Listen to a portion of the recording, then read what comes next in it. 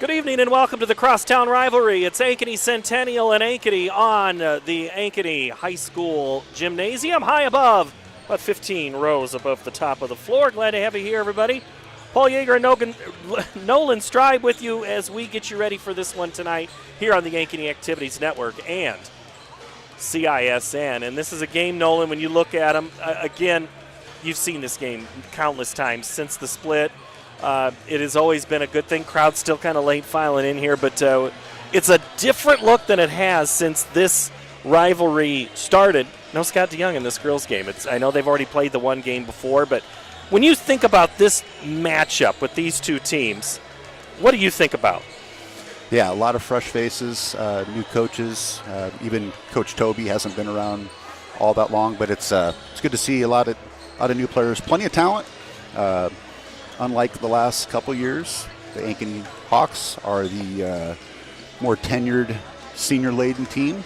Meanwhile, the Centennial Jaguars are kind of revamping the team and have made a lot of progress the last couple weeks. So kudos to Coach Harkin for everything they've done. Meanwhile, Coach Toby's got a good thing going, and would love to see nothing more than them to make their way to the state tournament down at the Casey Center later on this season. Good job. You got it right off on the very Yeah. I mean, you have to say it, otherwise it will not sound right when March comes. I had to get it out of the way because I was inevitably going to say Wells Fargo Arena, so Casey Center. So you look at these two coaches across the court here as Nate Toby in his career here is taking over for Coach McAnally. I mean, he's got a squad that he's watched Jayla Williams progress. Jayla's always on the top of everybody's scout. Like even when Chris Harkin was at Des Moines Christian, he knew about Jayla Williams. What is it about having a Williams at the top of a scouting report if you're Coach Toby, trying to find somebody else that can get involved in this game? Yeah, no, and there's no shortage of options there.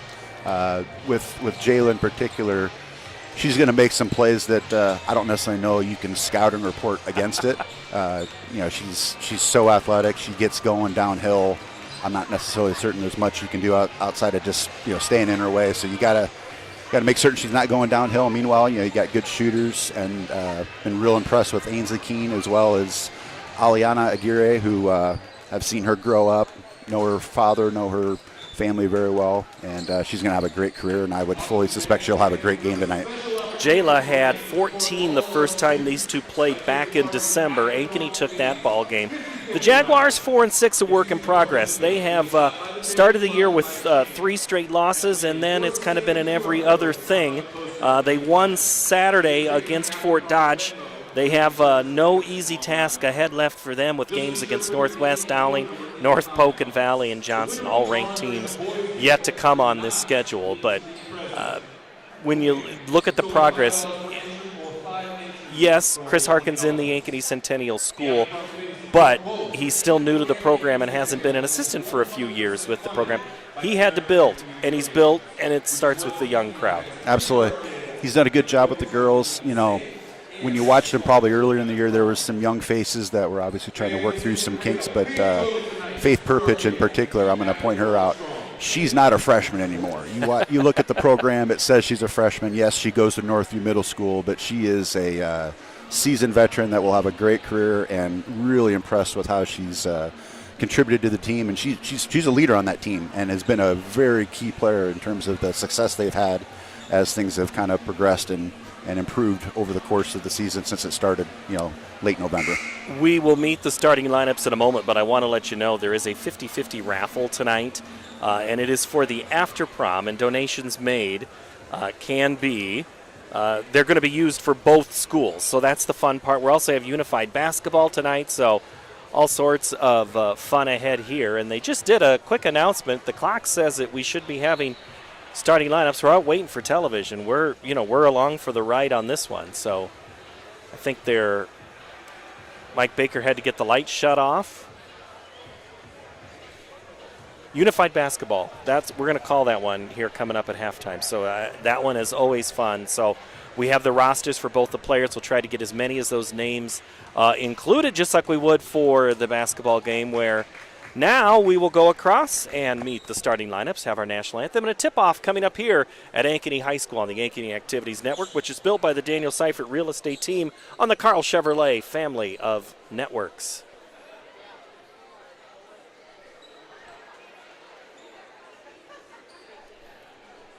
Welcome, ladies and gentlemen, boys and girls, welcome all to tonight's varsity girls basketball game featuring the Ankeny Centennial Jaguars taking on your Ankeny Hawkeyes.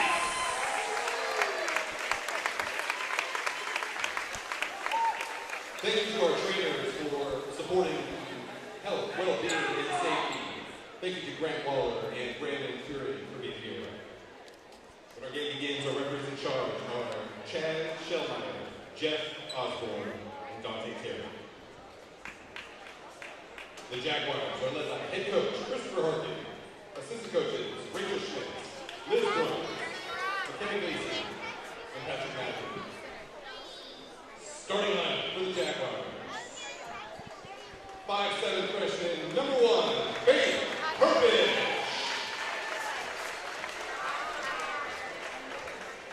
6' freshman, number 3, Alana Newman. 5'9" junior, number 24, Lizzie Bean. 5'8" senior, number 34, Miley Hacknell. 5'6" sophomore, number 35, Lydia Michael. The Hawkettes are led by head coach Nathan Toby, assistant coaches Gary Birdwell, Cody King, Jama Ankeny, and Peyton Fay. And now get on your feet and get loud, it's time! Starting lineup for the Hawkettes. 5'8" senior, number 4, Kyla Stockman.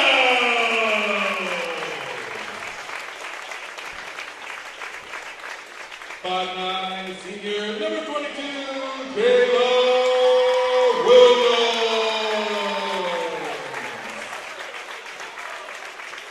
5'9" senior, number 23, Ainsley Key.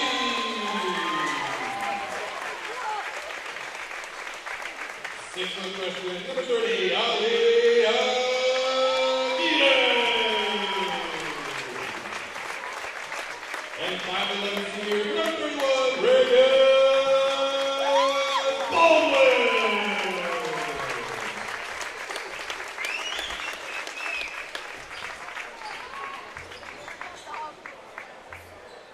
At this time, More Iowans drive Chevy than any other brand, and nearly 25% of the new Chevrolets sold last year came from the Carl Auto Group.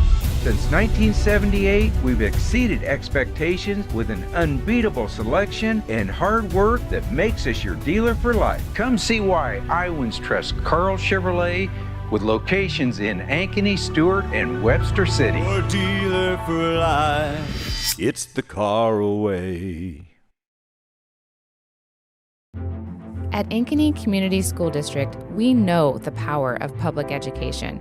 Your child's preschool, transitional kindergarten, and kindergarten journey begins here with a strong foundation. Certified educators provide an engaging curriculum in safe, nurturing environments. Space is limited for preschool and transitional kindergarten. Experience Ankeny. Preschool is free, and the strong start we provide your little learner is priceless.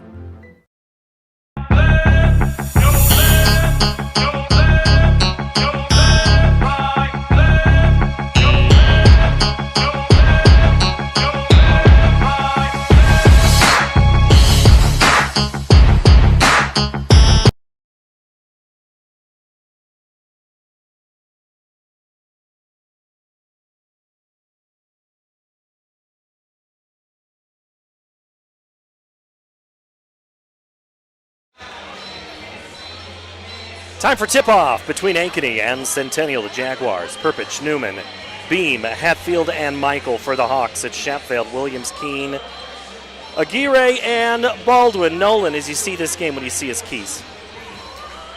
For Ankeny. From Ankeny's vantage point, I think they just need to continue to work the ball around, find the opportunities. There's plenty of options there offensively. Reagan Baldwin obviously can shoot the rock. If you leave her open, she's going to knock it down. And obviously, crucial situations, got to get it to Jayla Williams to let her work her magic. And for Centennial? Control Jayla, obviously. I'm stating the obvious. Get the younger girls into a good situation to get an easy basket early, maybe get to the free throw line. Otherwise, just got to grind away. Early on, the Hawkettes take possession. They go Ainsley Keene for 3 right out of the gate. Her first bucket.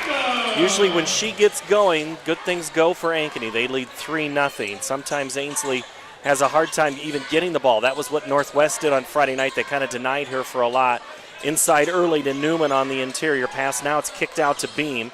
Beam dribbles into the middle of the paint, now leaves it for Perpich. The freshman drives, now swung into the corner. Shot clock approaching 10, 3-0 Ankeny early on. Jaguars clicking it down with Beam, drives left side. Jaguars still moving, 3 launched, and we're tied at 3. Lydia Michael with the pretty 3. Both teams patient in their first possession. Good ball reversal by Ankeny for the open look for Keene, and Jaguars were a little bit more deliberate with a couple good rotations, and nice shot by Michael. Aguirre has it go off her fingertips and taken away by Newman. Early on, it's up ahead in the possession. The Jaguars go much quicker this time. It's going to be a jump ball, held ball, will be in favor of the Jaguars since the Hawks took the possession. So in the alternating arrow, they'll stay on the left side. New fresh shot clock. We're tied at 3 early on. Hatfield now, it's up to Beam, poked away by Keene, and then it's across the timeline and held by the Jaguars. Newman, now that's Perpich. Still looking around, they find Michael again for the 3. That shot's off the mark, and it's Schatveld collecting the loose ball. Hawks doing a good job of boxing out and limiting them to one shot. Keene on the cut, poked away by the Jaguars, Lizzie Beam. It'll stay with Ankeny.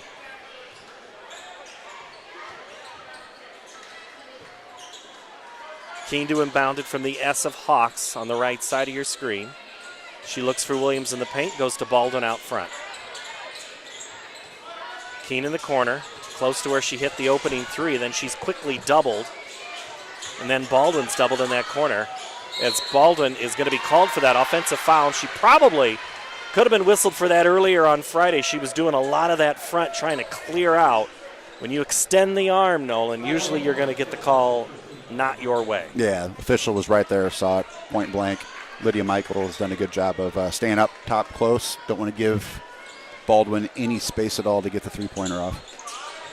Beam that's Hatfield with it. Beam comes to her rescue. Guarded by Williams. Beam drives, does a shot that Williams would normally do, the underhand scoop. She's going to go to the line for a pair on the foul charge to Jayla Williams. I would fully expect us to see Beam driving to the basket on Williams a lot, and similarly, Jayla will want to do the same exact thing on whoever's guarding her. So whoever can get to the free throw line or make a couple three-point plays will be good momentum for both teams. Beam averages 24 points a game, misses on the first one, hits on the second. That gives the Jaguars their first lead, 4-3. 5:44 to go first quarter. Williams, now Schatveld, Aguirre on the right wing, looking for a little exchange to happen. Now it's into Williams. Williams, drop step, turn around in the paint, and she is fouled in the act of shooting. And she'll go to the line for a pair. I think they got Perpich on that one. To the line, number 22, Jayla Williams, shooting 2. Williams hits the first, her first points of the night. One thing I've noticed here, Nolan, of late with Ankeny and Jayla Williams specifically, she's not driving this year like she did a lot her freshman and sophomore years. She hits the second one. Much more deliberate in her position. Is that kind of what you've noticed in what you've seen? Yeah, I think she realizes at this stage of her career she's got a good supporting cast around her. The game will come to her. She'll have her opportunities, but at the same time, she needs to get Ainsley Keene involved, Schotveld. Aguirre's super talented, and of course Baldwin can knock it down from outside as well. So the minute she tries to do maybe a little too much might be counterproductive for the Hawks. Hatfield's interior pass to Newman is a little off the fingertips and out of bounds. Turnover Jaguars. Hawk ball with a 1-point lead. Do your job, I think, isn't that the mantra that we hear? Maybe the Indiana football team, which was Alabama's mantra. Do your job, and maybe that's, you're right, that supporting cast. Is this the year that Ankeny finally gets over that hump, and since the split gets back to the state tournament? Yeah, and there's no easy games in the CIML, so these are the games where they have to kind of differentiate themselves so they get a easier path to Casey Center. Nice three there by Baldwin. Left alone in that corner. Somebody missed an assignment there, and it's 8-4. Biggest lead of the game for the Hawks, and then they bring out some pressure. Newman through the double team, and it's ripped back down by Hatfield. Up top, and a three ball no good from Michael, and Baldwin chases down the loose ball in front of Coach. And the Hawks go to work. Shatfeld. Now Williams. Finds Keene in the corner. Ainsley drives, pulls up her dribble, and she's stuck. Williams. Williams is going to be held on the ball. Possession error will keep it with Ankeny. I see there Jayla ended up down on the block posting up, but as they got into their set there, they had 5 out. So they're clearly trying to spread folks out, get the open look on the perimeter, and let their girls that are aggressive drive to the basket. Into Aguirre from the right block. She boxes in and then somehow coaxes it down for a bucket. Freshman on freshman there, Alana Newman and Aliana Aguirre. We'll see that matchup for many, many years to come. Let's hope so. That's always the fun when you see good battles like that. 10-4, your score. Way out three is off the front of the iron from Perpich. Maybe a little too much out of her range, but I know that shooter's got to shoot. Aguirre in transition. Goes up, and she is going to be called for the offensive foul. Chad Schellemeyer says we're going the other way. That's a foul on Aguirre. Substitutions in now for Centennial. They bring in Rylan Boating, as well as Lauren Kenny. Nice to see Rylan back in some play. She had a few games where she sat out with an injury.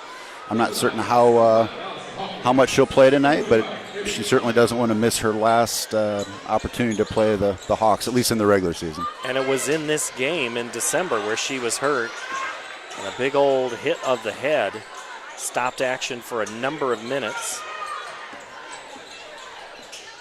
And now a little more cut as Centennial way out in front of that perimeter. Perpich, shot clock at 5, drives on Shatfeld, gets the left-hander to go, but it's off the mark. Finally gets the shot off, and Keene grabs the ball. Now it's Williams in transition. She lays it in on the left side and scores. That's where she's at her best. She gets a little bit of a half-step advantage and takes full advantage and gets going downhill, and it's tough to stop her once she gets going. 30-second timeout by Chris Harkin. As this quickly has escalated to an 8-point advantage for Ankeny. 12-4, 2:42 to play. Game 1 of 3 tonight, and I'm counting the unified basketball game as game 2. And then we've got the boys game tonight. Both of these teams on both boys and girls, Nolan, they need a win tonight. Everybody here who's playing really in desperation of, I won't say desperation's maybe a little strong, but they both sets, boys and girls, are looking for wins. No, absolutely. Ankeny boys in particular, they've kind of been on a tough stretch here. They probably need a win more so than anyone else. Ankeny had a win 2 Saturdays ago in Cedar Rapids against Prairie. Prairie had a big win against Liberty late last week. Ankeny comes off a game where they had to play Waukee Northwest, number 2 in the state. There is no reason that Northwest team does not make the state tournament this year. They are good, and if they're playing on the final Friday, I would not be surprised to see them in that championship game again. Back to live action, and it's a nice drive and attack by Lizzie Beam. You could tell Coach Harkin with the timeout needed to get a possession where Lizzie Beam was with the ball and in a position to make a basket, because Jaguars needed one really, really bad there, and she connected. And she's playing great defense now as they jump out on Shatfeld, and Beam's going to get it after the dirty work done by Newman. Williams gets position, gets her left arm up, blocks the shot. It goes off Williams into the student section. It will stay with Centennial. And if I'm reading the scoreboard correctly, she has one foul. And had that went down into another foul, that would have dramatically changed at least the rest of the first half. Fortunately for her, she lives to see another day. Williams up ahead to Keene, who's fouled on her active shooting, which means she'll get a pair. As Williams made the pass, and it's Hatfield going to be whistled for the personal. Really impressed with Ankeny's aggressiveness thus far. You've seen Aguirre, Keene, Williams all really making a point to get to the basket, and if they don't make the basket, obviously get to the free throw line and get the Jaguars in foul trouble. In for Ankeny, Hawkins and Hallbrook on the Heart of Ankeny Animal Hospital substitution line. Keene at the line, connected the first shot of the game on a 3. Now she has 5. She gets both of her free throws to go. 14-6. Biggest lead tied now at the game with 8 for Ankeny. Beam with it. Dribbles left. Now gets a little bit of a pick from Bating. Back to Kenny. Michael, who's been trying to find that shot from the outside. Passes and cuts. So does Perpich. Back to Michael. They go on underneath. Bodie, turnaround off of the backboard and down. Nice crafty move for Rylan Boding to get in the box score. Aguirre, there's a cutting Hallbrook, but she just couldn't quite keep her balance, but Ankeny keeps possession. Baldwin says, I'll shoot it. It's short, more like a pass to Hallbrook. Didn't touch any iron, so the shot clock keeps moving. It's at 15 now. Aguirre's jumped by a double team, and the Jaguars have it. Michael the other way for the lay-in. 5 for Michael, and the lead's cut in half, down to 4. Michael's been an X factor for him lately. Early in the season, obviously, she was still trying to get her sea legs under her, and she's been playing some really good basketball of late. Keene tries the step through. Now Hallbrook. Aguirre, she will take that 3 and does, and hits the front of the iron. Ping-ponging around, it's going to go off of the white jersey player, which is Ainsley Keene, and go to the favor of the Jaguars. Substitutions now back in. Williams and Schatfeld, as well as Kenny, come back into the ballgame with 35 seconds to go, first quarter.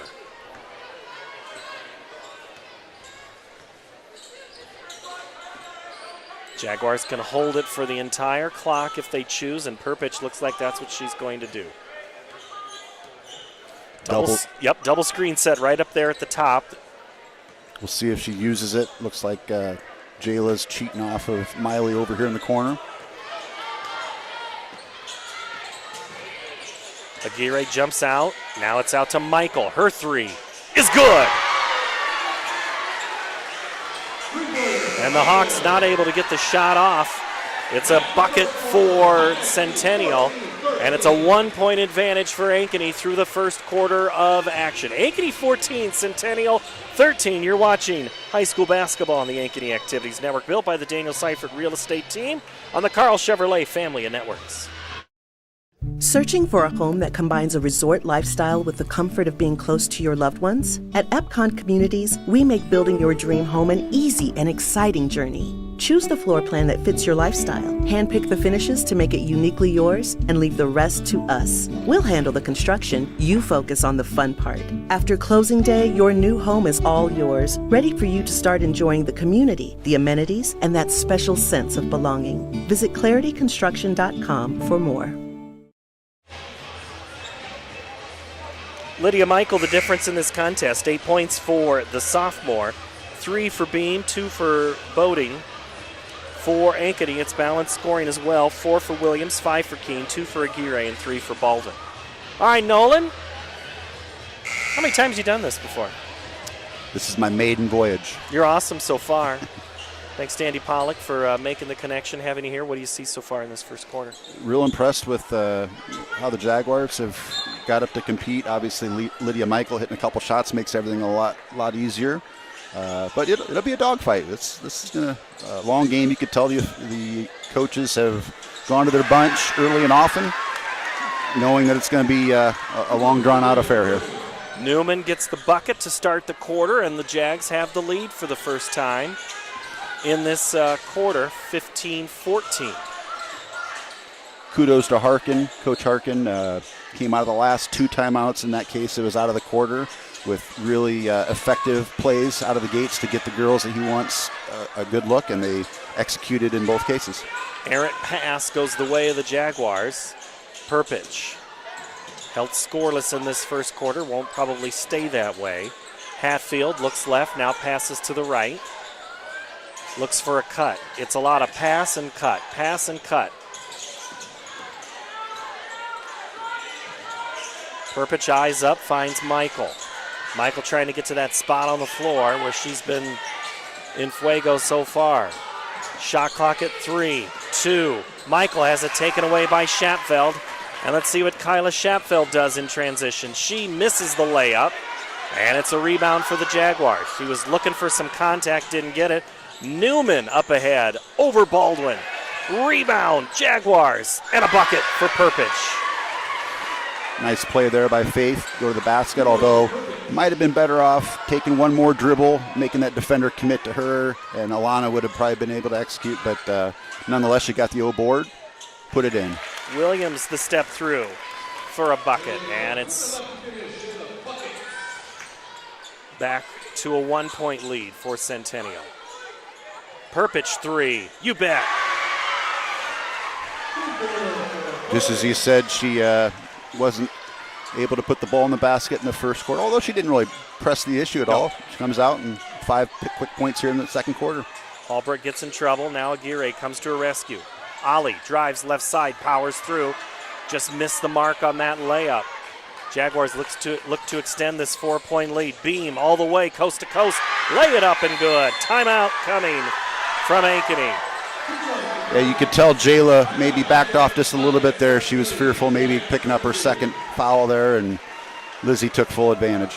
22-16, biggest lead of the game so far, 6 points. Ankeny led twice by 8. So right now, there's been a couple of, we haven't seen it so much in the second quarter where Centennial's kind of jumped out on that double team. Right now, Ankeny's just kind of doing the work for Centennial and not handling the ball very well. Yeah, no, absolutely. They've had plenty of good looks, even that last play by Alania. Good look, just didn't go down. As a basketball junkie, I always look forward to seeing how the coaches come out of the timeouts with the design play, and we'll see what Coach Toby's got up his sleeve here. Well, out of the timeout, he'll send his starting 5 back out with Schapfeld, Williams, Aguirre, and Keene. And the Jaguars counter with their starting lineup. 5 on the perimeter, lots of cuts to the basket. Baldwin had the 3 for a moment, and then Michael just absolutely got up in her grill. Keene has jumped up, so that is something the Jaguars have done. Anytime Keene gets the ball, Williams drives and scores. Yeah, that's where she's at her best, obviously. Recurring theme there, she gets going downhill. She's really difficult to defend. And if they're going to jump out and double someone else, then that's simple math in Jayla Williams' mind. Yeah, we'll see if Coach Harkin sticks to that. Obviously, he was generating some good pressure, but it all comes down to risk and reward, and unfortunately, that case, it backfired on him. Michael, right block, forces her way in. Keene says, I'm going to block that, thank you, and take it away. Very good D by Ainsley. Aguirre penetrates, and she throws up a shot. And she is going to go to the line for a pair. Nice strong move by Aliana there to get going downhill. She'll be rewarded with 2 free throws here. And that was on Perpich, and that's her second foul at the 4:43 mark here. Yeah, pivotal point. Let's see where things go from here. That's obviously not the foul that Coach Harkin was looking for, but a few other girls might need to step up here for the Jaguars. Perpich and Newman go out as Aguirre hits a pair. Back to a 2-point lead for the Jaguars. Weggers 3 off the mark. Over Aguirre go the Jaguars, and they throw it back into Williams. Jayla, 1-on-2. What does she do? She drives. She misses. Rebound, Boating.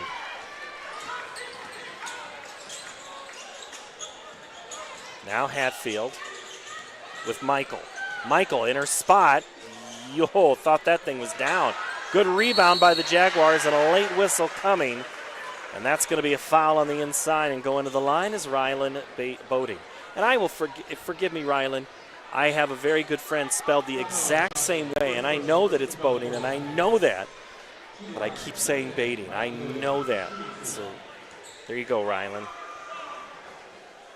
I slip up and refer to her by her mother's maiden name because I went to high school with Jen. I see Jen up in the crowd, so any version of Boating will work today. Well, which is funny because I think the Boating friend, the Baiting friend I have, has relation in Carroll.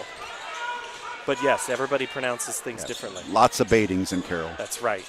As a three comes from Ainsley Keene. In fact, we saw Boating at the state football finals this year with Carol Kemper. Yeah. The pretty good player there. So, all right, I'll get back to basketball. Tied at 23, but not for very long because who hits it? Rylan. Nice roll to the basket by her. Got Ainsley Keene and Jayla Williams both with 8 apiece, carrying the Hawks thus far offensively. Approaching 3.5 to go in the half. Keene with it. This is a dogfight. What do you say in these rivalry games? Throw out the records. Right now, these two teams matching shot for shot. Baldwin drives in, kicks back out to Keene. Ainsley looks for some help. Goes William back door. Jayla reverse, no good. Hatfield grabs the ball, then she has it nearly taken away. Here comes Bean. Top of the key goes backside Rylan. Shot no good.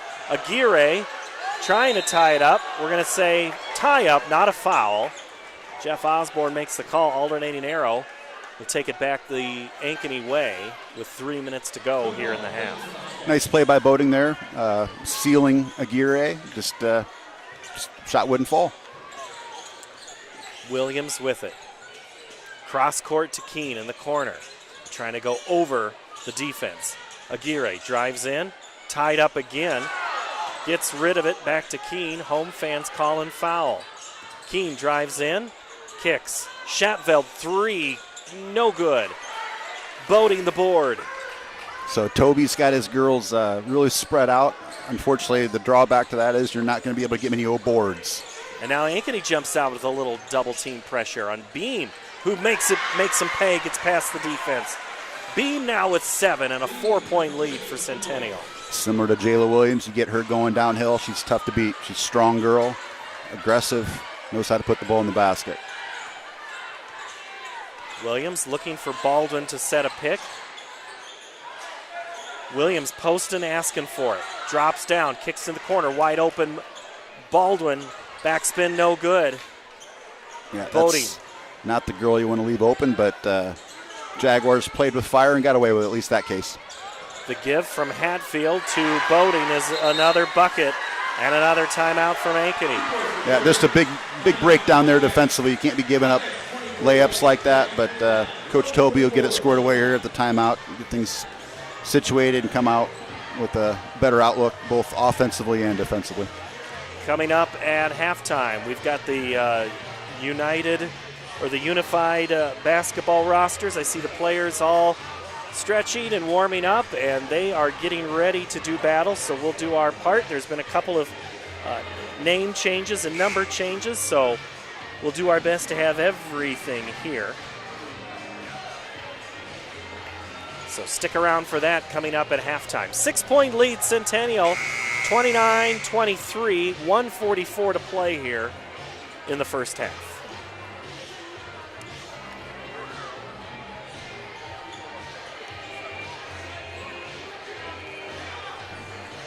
And this Venmo for the Ankeny After Prom, I cannot read. I think it's Ankeny After Prom is the Venmo if you want to make a donation to join that 50-50 raffle. If you can read that, Nolan. It looks like there's dashes in between each of those 3 words, so you are correct. Check that out. Keene on the interior is fouled. And that's actually a really good foul because that's before she gets a shot off. Yeah, not a lot of fouls called for that to be the third foul of the quarter. Fairly rare. Although CIML is known for letting them play. Pretty physical. Baldwin gets the inbounds. Now looks for Keene. Takes a dribble. Finds Ainsley. Baldwin left alone in the corner. Now it's crossover to Williams. Oh, Hawkins was there. 16-footer is good for Williams, now in double figures. Nice smooth stroke there. Rather than force it to the basket, she had the open look and she knocked it down.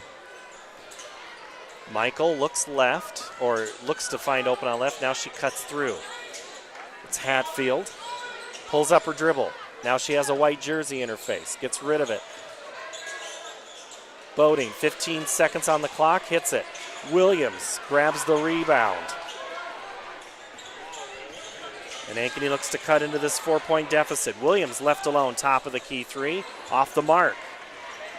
See if he goes 2 for 1 here, or he's going to play it out. No, he's going to be a little more deliberate. So Beam will walk it up. Now picks up her pace, gets past Williams. It's going to be off of Beam and back to Ankeny with 36.5 seconds to go before half.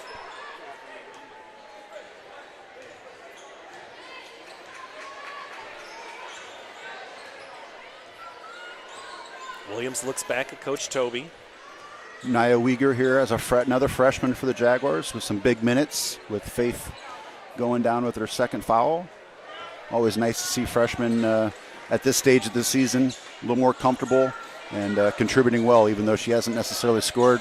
Some good possessions defensively for the Jaguars. Williams with the time winding down, cuts to the bucket and scores, and nearly gets the steal. And Centennial's going to inbound it now with 1.8. And Ankeny applies some pressure, and now actually Coach Toby says just take it off, and he's going to bring in Hutchins to send Baldwin to the bench for the last 1.8. Tough spot over in the corner there. Gets it in, and Boeing's going to throw it up. By golly, that was on the line, but just short. Centennial takes a 2-point lead in the locker room, 29-27. So Centennial wins the quarter, 16-13. We'll take a quick break and come back with Unified Basketball on the Ankeny Activities Network, built by the Daniel Seifert Real Estate Team and the Carl Chevrolet Family of Networks. My real estate team knows that sports and extracurricular activities contribute to a well-rounded education. As an Ankeny mom, I have seen how important they are for success in school and beyond. I've been helping families here for over 20 years as a realtor, and I know that our schools and community activities are second to none. That's why people love to call Ankeny home, and that's why I am a supporter. If I can help you or anyone you know find the perfect home in Ankeny or the Metro, let's talk. And now it's time to cheer on our kids. And we're underway with our unified basketball game. In pink with black numbers is the Centennial group. Dribbling it down. Now the left side that's Noah Wynn, and his shot is no good. And Centennial's going to get another chance here.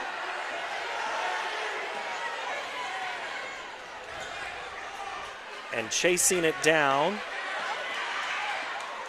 High-intensity game. These guys played on Saturday morning in a tournament up at Centennial.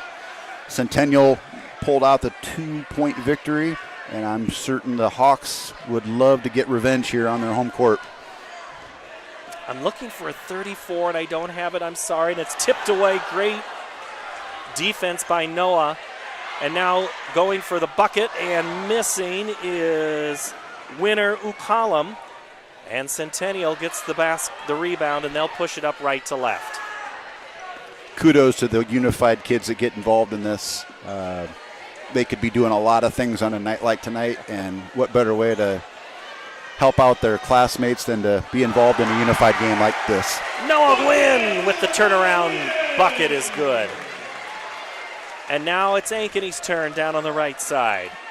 Inside they go again, trying to find Kita. And Abraham's shot is no good. It's one and done for the Hawks.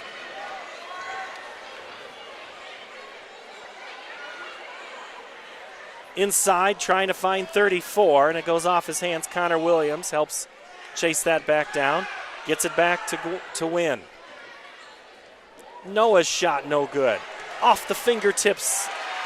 Nice rebound. And a good rebound. Here comes Winter. Winter's going to take a couple of steps, get in the middle of the paint. Shot a little short. He'll get another chance again. He's going the wrong way. Abraham misses the shot. They got to get him going. He was so excited with the loose ball.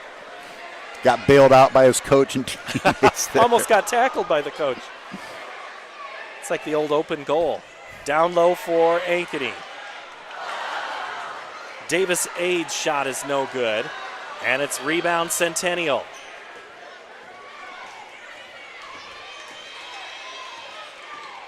I have a 24, so that could be Ryan Kegel. Now it's back to Noah. Noah dribbles down, loses his footing. Connor Williams helps get it back. Tried to sell the foul, though, just couldn't get it. And it's stolen away by Ankeny. Abraham Kita, coast to coast, little high off the glass. And Connor helps out his team, gets it up to Noah. Noah dribbles to the left side. Looking for a teammate. He's got Alana Shield, and now he finds Xavier Bennett. Bennett's shot no good. Rebound comes back out.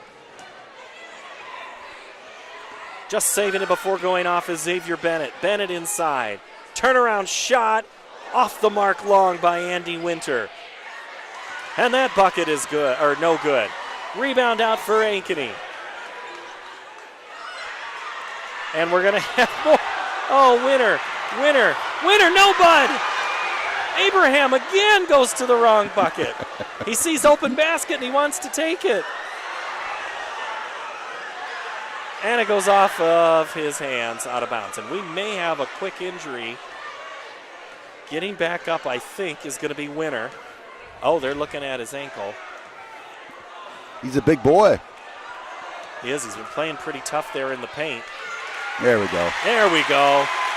Big hand for Winter. Uwakallam. And it's a good tie-up by Andy Winter. Down on the floor. Wrestles it away. Oh, off the head of one of the Ankeny players. Good save by Bennett. Throws it. Oh, loses it right there in front of the parents to our left. We will sometimes see this unified game at the state tournament.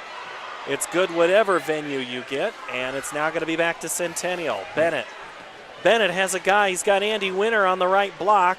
Gets the dribble back, and now goes to Winter. Andy from the left block, up, little strong. Rebound out for Ankeny, and now Winter chases his loose ball down. Kita, shot no good. At the right basket, he's got something going now. Kita again, no good. Saved by Ankeny. Now we're going to try to get it to Winter. Winter, no good. Winter again. Won't go. Winter, another try. That one won't go. And it's poked away Lid to on the Centennial. basket. Oh, wide open is Andy Winter. Got a sandbagger down there. Oh, almost with the 15-footer. Now from the left elbow, too strong. Mass substitutions. It looks like a hockey game out there right now. Up ahead.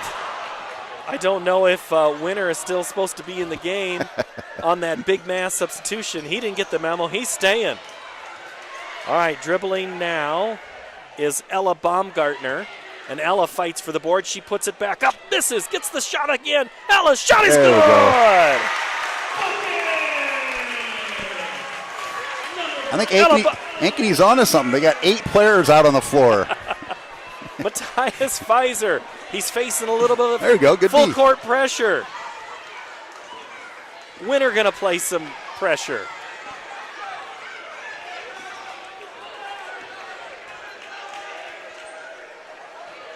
And it's going to be taken away. Oh, I think we've got a breakaway.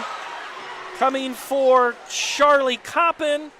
There And we the go. shot is good for Julius Brumskine. Nice shot by Julius. Instant offense. And again, great defense there. Ella Baumgartner goes coast to coast, a little strong, gets her own rebound, goes for the assist. Baumgartner's shot no good.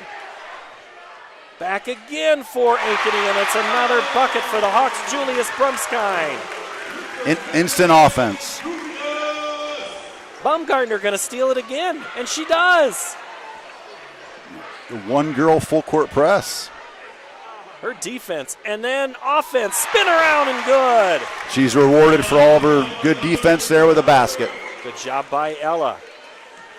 All right, Noah Wen is back in. Oh, nice pass. Up over the defensive player, and it's taken away by Davis Aid. And then it's back by Centennial.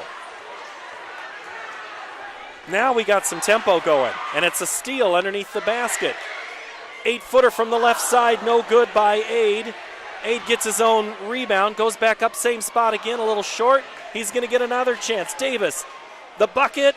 Oh, just so short. And a good rebound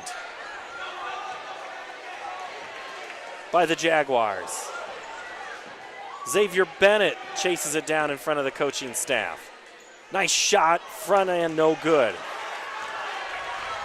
Rebound by Julius. Julius in transition. Puts it up. That thing was down. He was robbed. Julius again. That one looked good. Just off to the mark. And it's chased down by Centennial. Under 2 minutes to play. And again some pressure. Julius now gets it back. Finds Mason Kragel. Mason helping out. And the Jaguars.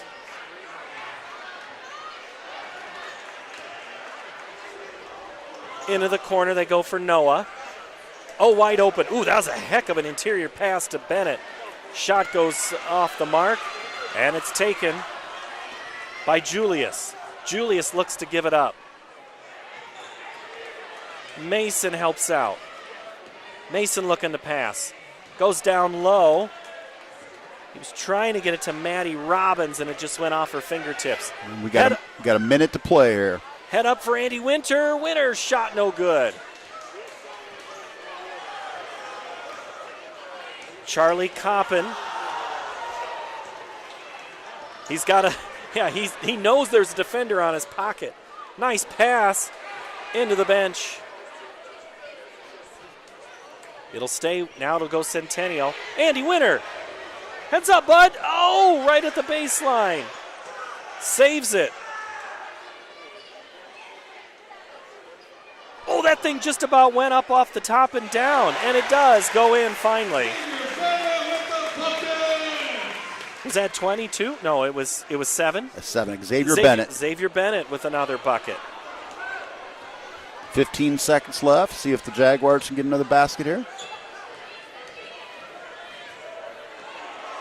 Been a good back and forth. We've got a little up top defense.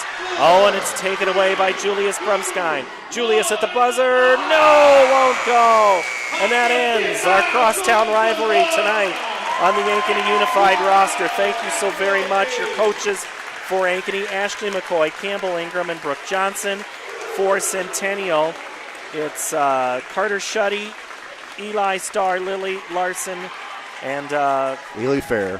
Eiley Fair. Thank you so very much for all of your work. Great job to our opponents. We'll take a timeout and recap the first half when we come back. You're watching the Ankeny Activities Network, built by the Daniel Seifert Real Estate Team on the Carl Chevrolet family of networks. At Elk River Contracting, we know a great remodel is a lot like the perfect beard. You can't rush it, and the beauty is in the details most people overlook. Because there are two kinds of contractors, the ones with magnificent beards and the ones you don't hire.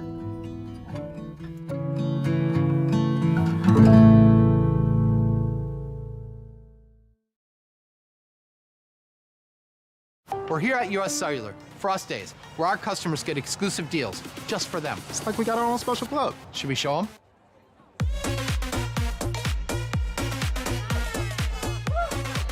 Get $1,200 off any phone plus $500 off any tablet. Us Days at US Cellular.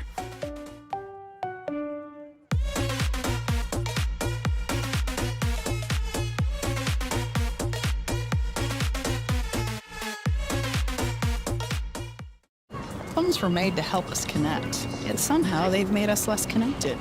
Which is ironic. Don't you think? We try to put our phones down, but we need to pick them up to see the menu. We can't watch something without also watching something else. Ironic. Ironic. But look, here's a phone company who wants you to use your phone less. That's ironic. Yeah, but in a good way. Let's find us again with Us Mode. US Cellular, built for us. Traffic jam. Ugh, and I'm already late.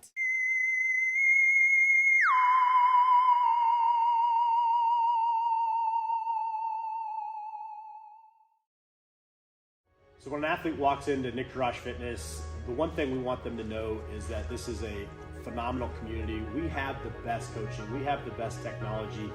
We have the programming that can help them succeed. So whether it's trying to get on JV for the first time, going to that next level on varsity, going from a second string to an all-state player, we have the tools, we have the programming and the coaching in order to take each individual to their next level.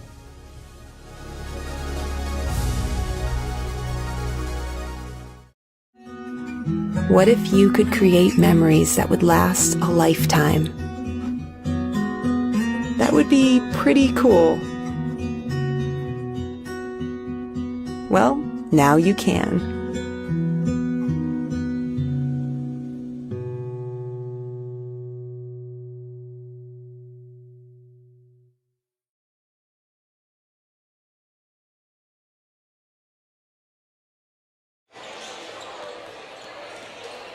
Halftime, Waukee Northwest leads Dowling Catholic 24-19. That is a 4 versus 2, but it'll likely be 3 when the new rankings come out, I'm assuming tomorrow or Wednesday, from Jason Esslinger and the Iowa Girls High School Athletic Union. Boys rankings came out yesterday. We will not have a top 10 matchup in the boys game, but here in the girls game, so far, let's take a quick look at the scoring. Ainsley Keene has 8 for Ankeny. Baldwin 3, Aguirre 4, Jayla Williams 12, and that's your scoring for Ankeny. For Centennial, it's Perpich 5, and then she had that foul that kind of changed her trajectory. 2 for Newman, 7 for Boating, 7 for Beam, and 8 for Michael, who was held scoreless in that second quarter. All right, Nolan, when you... obviously, you're not in the locker room, but if you were, what would you talk about if you're Coach Harkin right now? You're up 2. Yeah. For them, it's about confidence, and I think that second quarter went a long ways for them to prove to themselves, if they didn't know already, that they can compete in this game. I think they got up to, a 6-point lead there? 2 6-point leads, yeah. And unfortunately, Perpich went out, but, they battled, and of course, you would expect nothing different from Coach Toby's girls to come back and make it a 2-point game, but for them to have a 6-point lead in the second quarter, kudos to them, and they've had some young girls step up in a big way, and we'll see how it shakes out here in the third quarter. Coach Toby's called a couple of quick timeouts to kind of get those things rallied. They had a lead. They had 2 8-point leads in that first quarter, but I'm not sure 100% what's changed for them, other than it's Jayla is having to score a lot of buckets, and Centennial's doing a really good job of keeping everybody else in check. No, absolutely. Jayla's Jayla. She's going to make her plays and has done a great job in the first 16 minutes. I wouldn't be surprised if you see Coach Toby try to make a assertive effort to get Aguirre a basket here and get her on the board and contributing. The triple cut for Hatfield is good. Out of timeout, no different. Coach Harkin's super impressed with another set play with a high post. Look at him smile. And him and Rachel Schmidt on the sideline did a high five. You could tell they had that thing drawn up in the locker room. Williams gets it back. 30 seconds gone by, 2 points already for Centennial. Baldwin in the left wing corner. Waits for Williams, who takes a little bit of a step, then gets it back to Baldwin. Schatfeld, shot clock at 5. Baldwin way out, 4, 3. Keene from NBA range hits the net, and that is a shot clock violation. So a turnover for Ankeny, 2 points for Centennial. Tough start for the Hawks. Yeah, good patient possession. Unfortunately, things just kind of fell apart there late, and they had to scramble and just kind of throw a ball up there. Wasn't very well executed down the stretch, but I like their patience. Beam dribbles from right to left, finds Michael. Now it's Perpich, top of the key. Perpich is looking to the left, finds Hatfield. Hatfield drives in and then kicks. Battling down there is Newman. They just can't quite find it to her. Interior pass, double. Tough pass. Perpich, the left-handed. Wow. What a pretty step through for Faith. Perpich, you got to have a little faith in that going down. Real impressive as the shot clock wound down. Like I said, you forget sometimes that's a freshman out there. Baldwin to Keene. Keene drives in, has it blocked, and then is going to... We'll stay here on this side. Stay there. I was trying to see who even... Did Newman block that shot initially? I think was the great defense. Keene will inbound. Finds Williams. Her shot's blocked. That was by Michael. And now it's Beam being escorted up by Williams. And Jayla pokes it away.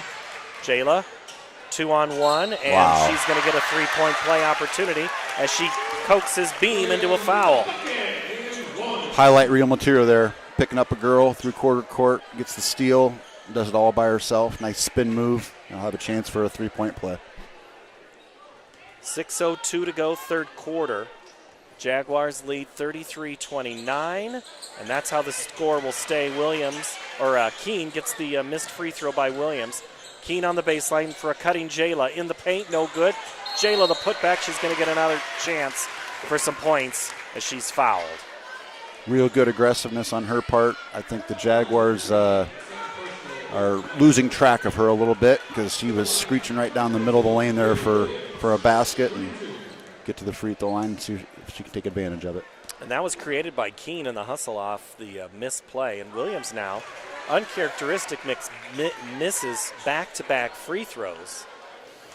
See if the Jaguars box out a little bit better this time around than the last. And Williams gets that one to go. She now has 15 points. The lead is 3. Full court press. And Williams does a great block. Now Miley Hatfield will be in place. She would have been able to run the baseline. Now she can't. Quick in to Perpich, and now it's Newman. Newman waits for the cavalry to arrive, and Perpich with it. Top the key, takes Keene down. Step through, and Williams fights for it and gets it, and then she's fouled a long way from the basket. I think they're going to get Hatfield, and that's her second.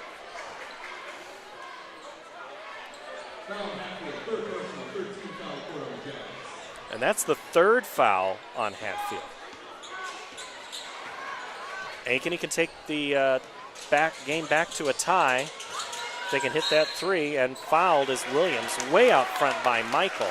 So now you talked about that officiating early. Now we're calling things a little differently here. Yeah. On that one by Miley Hatfield, 80-plus feet from the basket is probably not a smart move. I'm sure Coach Harkin isn't necessarily too worked up about an aggressive foul here in the back or in the front court here, though. Baldwin, they need to swing it to her in the left corner. She's wide open. Baseline three is no good. Rebound, Hatfield. Michael, I mean. Baldwin's had a couple of good looks wide open.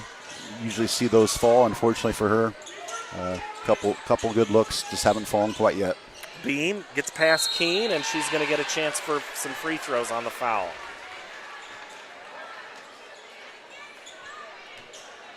Ainsley Keene is whistled for that, her first. 5:03 to play, third quarter. The free throw is in and out for Lizzie Beam. Beam in the first game against the Hawks had 18. She's at 7 right now. She misses the front end of the free throw and hits the second. This might be the first ball that we've seen out of Maddie Hoffman tonight. She just got subbed into the game for the Jaguars. It's a Heart of Ankeny Animal Hospital substitution. Williams, Baldwin to the corner. Aguirre, 3 baseline. That's no good. That shot's been tough for Ankeny. And it's going to be off the Hawks, back to the Jaguars.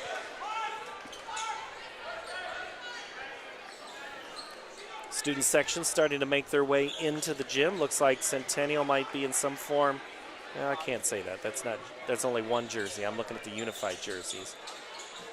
Hopefully we get a good intensive crowd here on a Tuesday night. Hawks are still in the full court press. Perpich is going to lose handle of it, out of bounds right in front of the cheerleaders. And Ankeny gets a turnover. That's what Northwest did to Ankeny the other night. Really kind of startled the Hawks in that second, third, and fourth quarters. Yeah, and there's no one more athletic than the Waukee Northwest Wolves either. Williams takes the inbound, left wing. Into Baldwin on the block. Drop step, kick out, Shapfeld. Notice there, Baldwin had one-on-one. They're not helping. They're allowing them to go one-on-one, don't want to leave anybody open on the arc. Newman alters the shot of Aguirre, and the Jaguars get the ball back after the turnover. No harm done. Boating, or I'm sorry, that's Hoffman. Now it's Perpich, front end, no good. Fighting for it is Williams. So was Michael. Williams wins. Jayla, step back 3, no good. Perpich the board. 4-point game here, halfway through the third. Make it 6. Beam with the bucket, now in double figures with 10. Nice aggressive move by Lizzie to go to the basket. Keene comes down, shoots the 3, misses. One and done, go the Hawks again. Yeah, Coach Toby's got to be a little disappointed with these last 2 possessions. Real quick 3-pointers that they could have gotten. Perpich working misses. the ball a little bit better. She misses that layup. Let's see if Ankeny can make their coach a little happier here on this possession. Williams inside, Aguirre. The bucket. Nice. Will that calm him down? Yeah, nice finish by Aliana. Jaguars hold a 4-point lead as we approach 3 minutes here in the third. Beam looks to drive baseline, cut off. Now they're switching off on the screen. Michael, now Perpich. Perpich goes by Baldwin, scoops it, and she's fouled.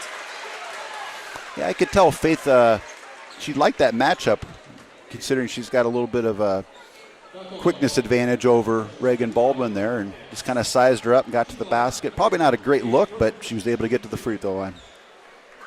Perpich, 7 points for the freshman. She averages 11. Game 1, she had 6 points. Misses the front end of the 2-shot free throw opportunity. Yeah, both teams are leaving some points on the board here with some missed free throws. A little uncharacteristic by both teams' part. Perpich and another. And that one does fall after it visits every part of the rim. Yeah. Big possession here for the Ankeny Hawks. Down by 5. Williams, guarded by Michael. Defense is moving around. They find Baldwin. This time that shot won't go, but from a different spot on the floor. Rebound Jaguars. Another good look. I keep saying it.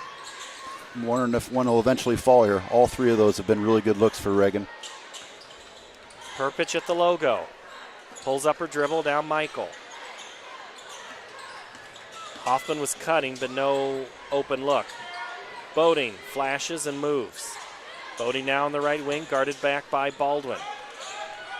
Shot clock single digits, and we have a whistle away from the ball. That might be a hold on Shapfeld. Oh, they're actually going to call it on Hawkins.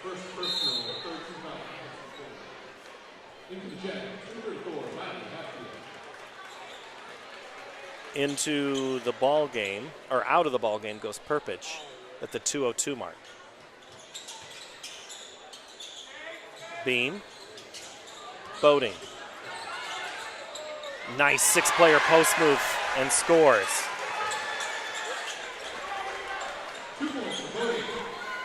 Jaguars have stretched this out to 7 points. Williams kicks it. Now it's Hawkins' three. That's good. Huge three by Hawkins. Hawks needed that in a big, big way. They needed somebody other than Jayla to score, and they get that right there with Hawkins' first three of the points. First points of the quarter. 90 seconds to go. Williams saves it right back to Bean. Now into the corner. Nice shake, bake, but no take. Hatfield will hit it and get a three. Crucial sequence here with both teams both hitting a three. Jayla is fouled on the drive to the basket and get a pair. Michael, I think it's going to be whistled. It is. Lydia's second foul.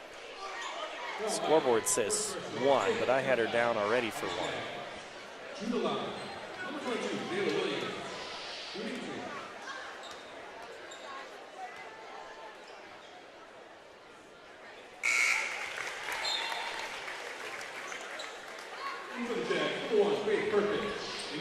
16 points for Jayla. Gets the game back to 6 with 1 free throw here to go.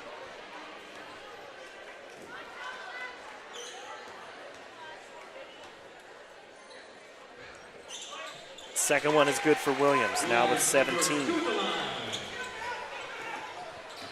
Minute to play in the quarter. 5-point advantage, Jaguars. They have the basketball. Hatfield looks for some cutting. Keene and Boding. Could be a hook and hold, but they don't call it. Williams gets the ball back for Ankeny. She drives in, puts it in the paint, goes after her own rebound, and it's going to be off of the hands of Miley Hatfield. It will stay Ankeny basketball. Nice defense by Miley there. Boding and Keene, who will inbound it, were really locked into a good defensive battle on the other end. Aguirre thought about the three, instead looks for a pass. Goes to Keene, who corrals. Ainsley gets it back to Hawkins. Now back to Ainsley in the corner, drives baseline. Just Boding and Hatfield just stopped. Williams steals it underneath the basket and a bucket. 15 seconds to go in the quarter. Great effort by Jayla Williams. Hatfield gets it into Perpich. Perpich drives in on Shatfeld. She's fouled, and she'll get the and one. You want to talk about a highlight? There's one right there for the freshman Perpich. Both ways. Jayla doing things that only Jayla can do here with a big basket. And you could tell she's tired, and that led to an advantage the other way. And, boy, Faith Perpich took full advantage.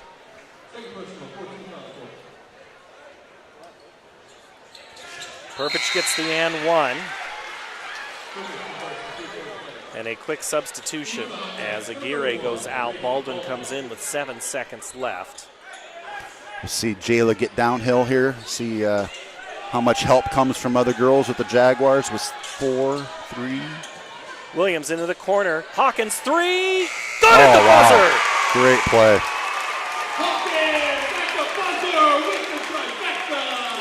Allison Hawkins had a foul and 2 3-pointers in the third quarter.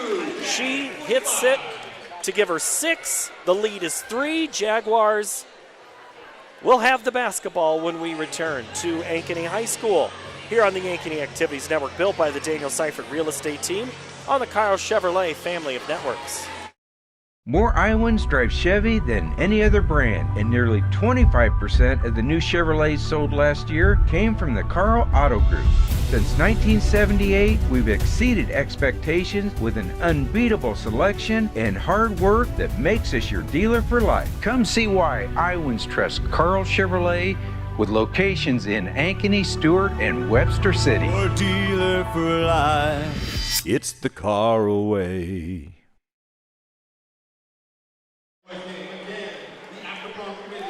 All right, Nolan, if you had to look at MVPs for the third quarter, you could probably make a case for Allison Hawkins, but between Perpich and Hatfield, it was a pretty good quarter for them, too. No, absolutely. Absolutely. Jayla, of course, was contributing well, but talk about 2 timely three-pointers by Allison Hawkins. Really important for Ankeny when Centennial was making a little bit of run, and start stretching that thing out to 6 and 7 points, and we're back to a 3-point game here. And Ankeny will get the basketball to start. And I had the sides mixed up, so we've got 1 quarter to play. Ankeny won game 1. Ankeny Centennial trying to win game 2 of their matchup here in the 25-26 season. Baldwin into Keene into the corner. She's jumped, and then Baldwin gets rid of it. Shapville tries to do what Hawkins does, but misses. Hawkins tips it into the hands of Hatfield, and Centennial survives the offense. Perpich looks for a screen. Now she needs some motion. Gets it to Beam on the right wing. Beam, now Perpich, left alone. Shakes her defender for a moment, now spins in the lane. Runner left side, no good. Rebound, Ainsley Keene. Pretty good defense by both teams in their first possession in the fourth quarter. Keene pulls up her dribble, gets it to Williams. The runner, no good. 5 black jerseys were around that ball. Beam comes away with it. Perpich with the basketball. Minute gone by, no points. Centennial a 3-point lead. Beam dribbles left. Now Hatfield into the lane. She is going to be called for the charge. Williams steps in, takes the charge, and it's a turnover. Great defense by Jayla Williams, although I'm sure Coach Harkin's not all really disappointed. He needs Miley Hatfield to be aggressive as she kind of gets more acclimated back as a senior after not playing. Has 4 fouls, though, unfortunately. So Hatfield will go out, and back in is Newman. As is Michael. Boating, Perpich, and Beam. That's Jayla Williams. Pulls up, hits it off the glass. That is her signature shot. Great play. And Ankeny back within 1. Perpich to the right side. Beam 3! No good. Oh, Boating goes over nice and board. gets the board. Just goes around her white jersey defender to the basket and is fouled on the putback. Yeah, it was a big board. There wasn't much going on there, and for her to get a second opportunity there, that's the difference in these games when it's a hotly contested 1-point game here in the fourth quarter. Boating with 9 points, now 10, as she swishes that first one.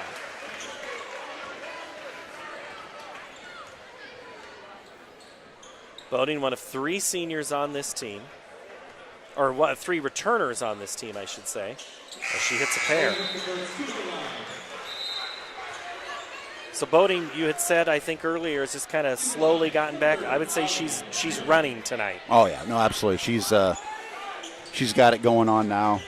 You could tell she was a little timid the first few games back. You know, it's a head injury. You got to be careful, but she's out here playing hard and made a big difference there. Williams has it taken away and then double teamed up, and Michael causes the turnover. Keene gets it back. Keene and Williams playing 2-on-2. Wait for the rest of the team to come. Baldwin, top of the key, decides to dribble and not shoot. A little bit of an exchange. Now Hawkins. Hawkins muscles it through. Keene, head fake, drives in. Looks for a cutting Aguirre, loops it into her, off of her head. Beam grabs the board. Great defense there by Rylan as well. She didn't even say it's a board. It never got up.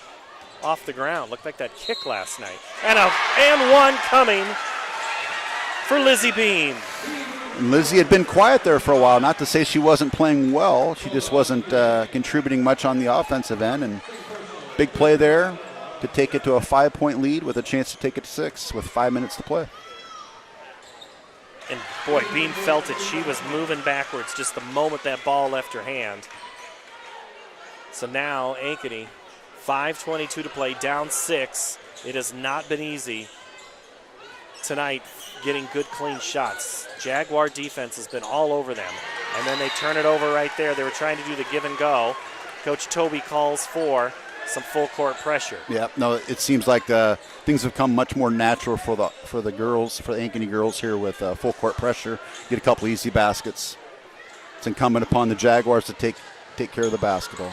who make 2 easy passes and clear the pressure. Yeah, less dribbling, more passing. Yes. Inside, Boating. Around Aguirre and good. And I don't know how that went in. She was going way away from the basket, and she kind of looped it in. Williams drives in. On 4 defenders, Wow. ending and 1. Jada Williams is playing like she is putting the team on her back and willing this team in to stay into this ball game. Yeah, she knew that was her moment where she needed to take a big step forward and start to bridge the gap here, and she executed great with another opportunity for a 3-point play. There were 4 black jerseys on Williams, and she still gets the bucket and the opportunity for 3, and she hits it. Back to 5. We've got a good one here, Paul. 24 for Williams, the senior, headed to Creighton.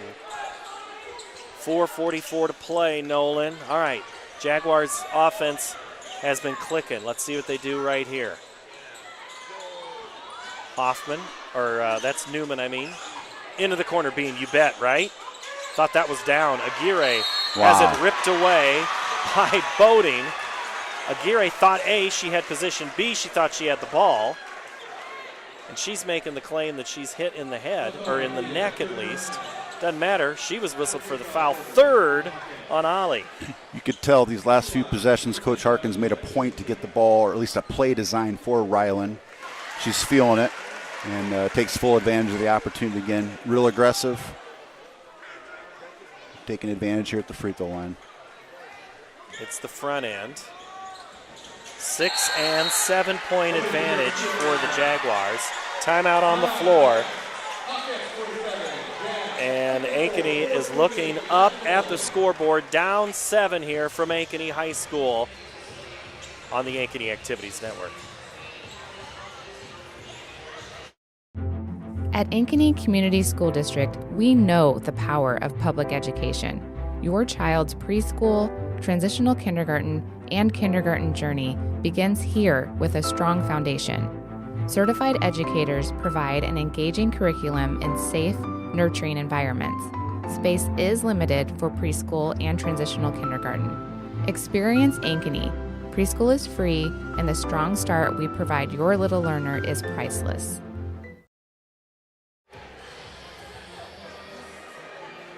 Chris Harkins, Jaguars playing pretty well. What are they doing well? You know, they're not forcing things, and it's not one girl in each situation. But earlier on, it was Miley with a couple big baskets, Lizzie early, then you got Rylan most recently, and of course Faith has been pretty darn consistent every step of the way as well. Big possession here. We'll see what Coach Toby's got drawn up here for a crucial possession for the Ankeny Hawks. The Jaguars' losses this year are all teams that could be at state. Northwest, Dowling, Valley, Norwalk, Johnston, and Ankeny. So those are all, you don't want to say quality losses, but they're no slouches. I don't remember what the sequence was, but out of the gates right out of the first of the year, of course, with a freshman-laden team, there was no shortage of challenges right out of the gates for them. Hawks try to get a quality possession here. That's been hard to come by in the second half. Baldwin finds Williams, and then she's quickly collapsed upon, and that's Perpich. Yep. That's one way to slow Perpich down, I guess, is her to get that foul, and she'll pick up number 3 right here. Yeah, you could tell Coach Toby was trying to get the ball inside to Jayla Williams. At the same time, the Jaguars knew it, and Faith, being a smart player, was in the right position. Unfortunately, she got a foul there, but didn't want to give up an easy basket to Jayla. Keene in the left corner. Baldwin, now Aguirre. Also on the floor, Schapfeld and Williams. Jayla behind the back, gets across through her defense, somehow finds a way to score another 2. Back to within 5. See, Coach Harkin's going to go back with Miley here at the next stoppage of play. Wondering if he needs that matchup to kind of slow Jayla Williams down. You can't stop her, but you can only hope to contain her. Perpich now to the right with Bean. Good cut and shot by Newman, a little strong. She hits the deck. No foul play on. I'm sorry, no foul called. Aguirre loses her wherewithal for a moment. Wide open Schapfeld who misses. Rebound, Perpich. See how deliberate the Jaguars get. A lot of time. Thank God we got the shot clock to keep everyone honest. 15 years ago, it would have been a different story. You're not talking about a specific coach or anything, are you there? Beams 3, you bet. Holy cow, Lizzie Beam. Great second half.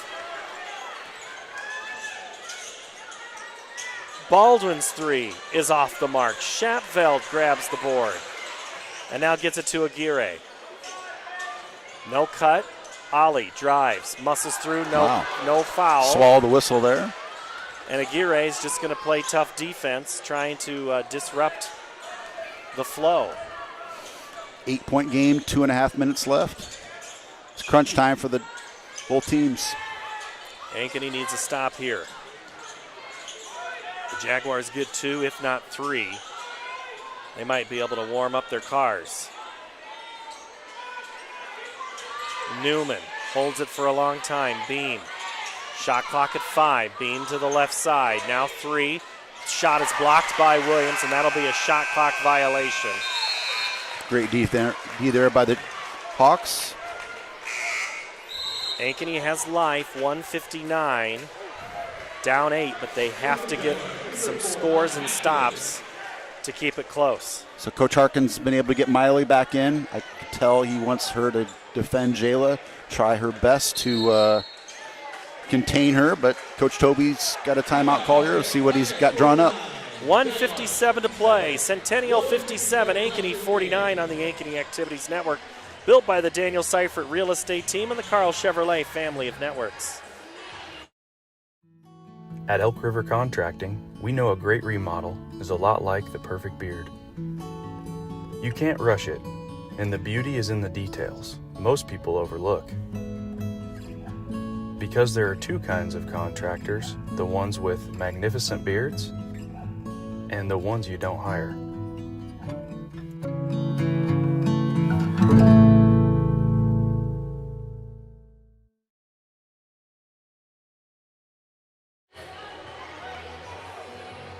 Full timeout on the floor for Coach Nate Toby and the Hawkettes. They lose on Friday to Northwest. They had beaten Urbandale a week ago.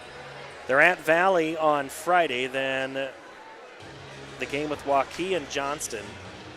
And here, it doesn't get any easier. Clear Lake, Dallas Center Grimes. They still have to play Dowling Catholic again and Northwest. So both of these teams, heavy schedules from here on out.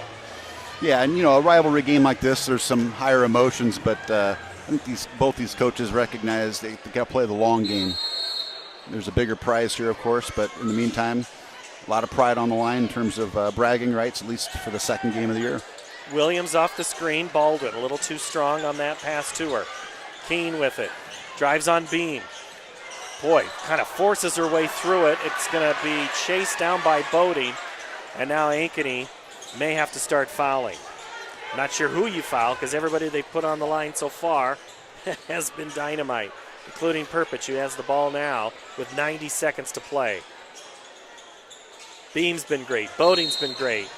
We're going to have a foul underneath on Keene on Boding on the hold. Fortunately, we're not in the bonus, so we get to see him play as opposed to a Knights of Columbus free throw contest here quite yet. Might still see that yet. You sure you haven't done this? That's good. See, I think that's 3 on the bingo card. Is that going to be a timeout? Timeout there, Chris Harkin. Good call by Coach Harkin there. You could tell that was starting to slip away from him a little bit.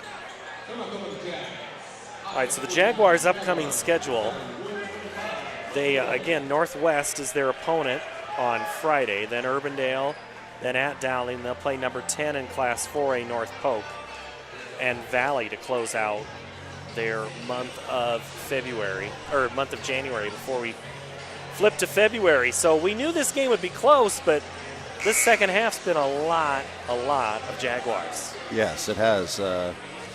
You can tell. I mean, since early December, the Jaguar girls have made some pretty good steps ahead and have been very competitive of late. And this would probably be the crowning victory on their on their season, at least thus far. I don't want to get ahead of myself, but nice performance at least thus far with 2 minutes left to play. Centennial have the basketball on the right side, up 8. Into the corner, wide open Perpich. Oh, she wanted it, but she knew that they needed her to milk some clock. Absolutely. Smart move by the freshman. In some cases, you'd have seen a girl take a shot there, but those seconds are far more valuable than even the 3 points had she made it. And Ainsley Keene is called for the foul, trying to bust through that screen. She's like, what on earth do I have to do? She picks up her third here with minute 14. And it sends Faith Perpich to the line, 11 points for the freshman, who, as you said early on, has played anything. She doesn't play like someone who still goes to school at Northview. Yeah. Hits the front end to make it 9. This would be 10, and nearly. And that is back-to-back, and now a 10-point advantage with a minute 14. Hawks are in go mode. Williams in the paint, a little strong, no good. Crashing into Aguirre. And now Keene is playing defense there, trying to get a foul, and Ankeny right now cannot get a foul. They finally do get a hold of Hatfield, and it'll send Hatfield to the line. But it's still 61 seconds to go and a 10-point advantage. Yeah, no, it's good execution by the Jaguars, and I can't say it enough. For a freshman to step up to the free throw line there, Faith Perpich hitting 2 big free throws against your crosstown arch rival, that's pretty impressive for a 14, 15-year-old young lady. During the early years of the split, it was all Centennial. It took Ankeny quite a while to get that first win. They'd only won 4 times in this series, but it's going to go back to Centennial tonight as Williams kicks to Keene. The 3 is good. Ainsley gets the bucket. She hasn't had an open shot in quarters. She has just been guarded extremely well. I think if you're Coach Harkin tonight, you are looking at just keeping Williams. You're going to say, let Williams get hers. We'll stop everybody else, and that so far appears to be working. No, absolutely. I mean, and there's some plays where Jayla makes her plays, and there's not much any of us, you or me included, could stop. Meanwhile, there's probably some other situations they've done a good job with Reagan Baldwin. Although she's gotten some good looks, they just haven't fallen. Had a few of those fallen, we might be talking a little bit different story here. But up 9 with 54 seconds left. Ankeny's going to have to make some stuff happen very, very quickly here. Baldwin with 3, Aguirre 6, Keene 11, Hawkins 6. She had those 2 threes in the third quarter. Williams 26 points, but I would imagine she'd trade almost every point, if not all of them, for a W, but it's not likely to come tonight, barring one of the craziest comebacks we've ever seen. Yeah, Coach Toby will get the full court press here. I think Coach Harkin will have to remind his ladies that he's got 2 timeouts here, rather than make the poor decision, call the timeout. But the press has bothered them thus far, and we'll see more of it here now. If you want to help the After Prom, it's a 50-50 raffle that's going on now. Venmo, Ankeny After Prom. You have to be 21 years old or older to win. Ankeny's going to get the steal. Williams is going to lay it up. 48 seconds, clock keeps moving. Right on cue. They go press. Baseball pass, taken away by Keene, or by Baldwin.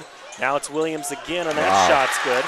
30 now for Jayla. 4 quick points. 34 seconds, 61-56, and we're going to have a foul. Not a travel like the Ankeny fans want. The students are going crazy. Coach Toby is out on the floor. Jeff Osborne's going to say the foul is on Hawkins. Coach Toby pleading his case, but with 32 seconds. Real impressive defense there by the Ankeny Hawks to make this interesting yet. You couldn't have drawn it up better in terms of getting 4 quick points. Perpich exhales, dribbles the basketball, spins it back, puts up the free throw, and good. Nothing but net for the freshman now with 14. It's a great night for Faith. The lead is now 7 with 32 seconds to play. Ankeny's got to go with Williams. She'll hold the ball until it's 3 quarters, then she'll drive in.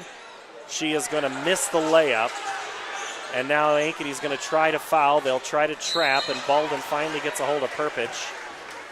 I have a feeling we're going to see the same thing we just saw her do and hit a pair. Great play there by Jayla. Obviously, she knew there was going to be a lot of attention on her. Had a decent look. Might have been a foul there. You just never know, although they've let them play pretty physical here down the stretch. 24 seconds left. Free throw is good by Perpich. She now has 16. She scored 17 against Southeast Polk a week ago. She's a free throw away from tying that mark. And she misses it. Williams skies and gets the board. Jayla will just drive down, go through the defense, and she is fouled before the ball goes through. And she'll go to the line for a pair of free throws. With the clock stopped at 17.7. Like I said from the outset, she gets going downhill. There's not much you can do to stop it.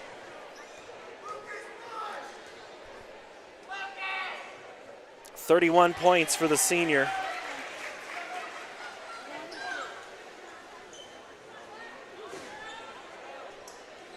She's on the top of everybody's scouting report.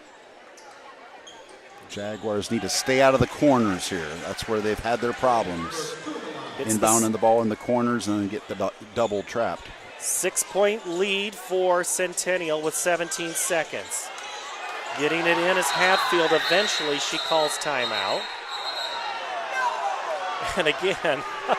Yeah, that was a weird one. He had the 5 symbol up on his hand as if it was a 5 call, but felt like the timeout was called before the 5. And he looked down at his officiating partner, Chad Schellemeyer, who was deep in front of the Centennial bench, and that's one of those. Did he defer? He looked, and Chad put his hand up and says, timeout here.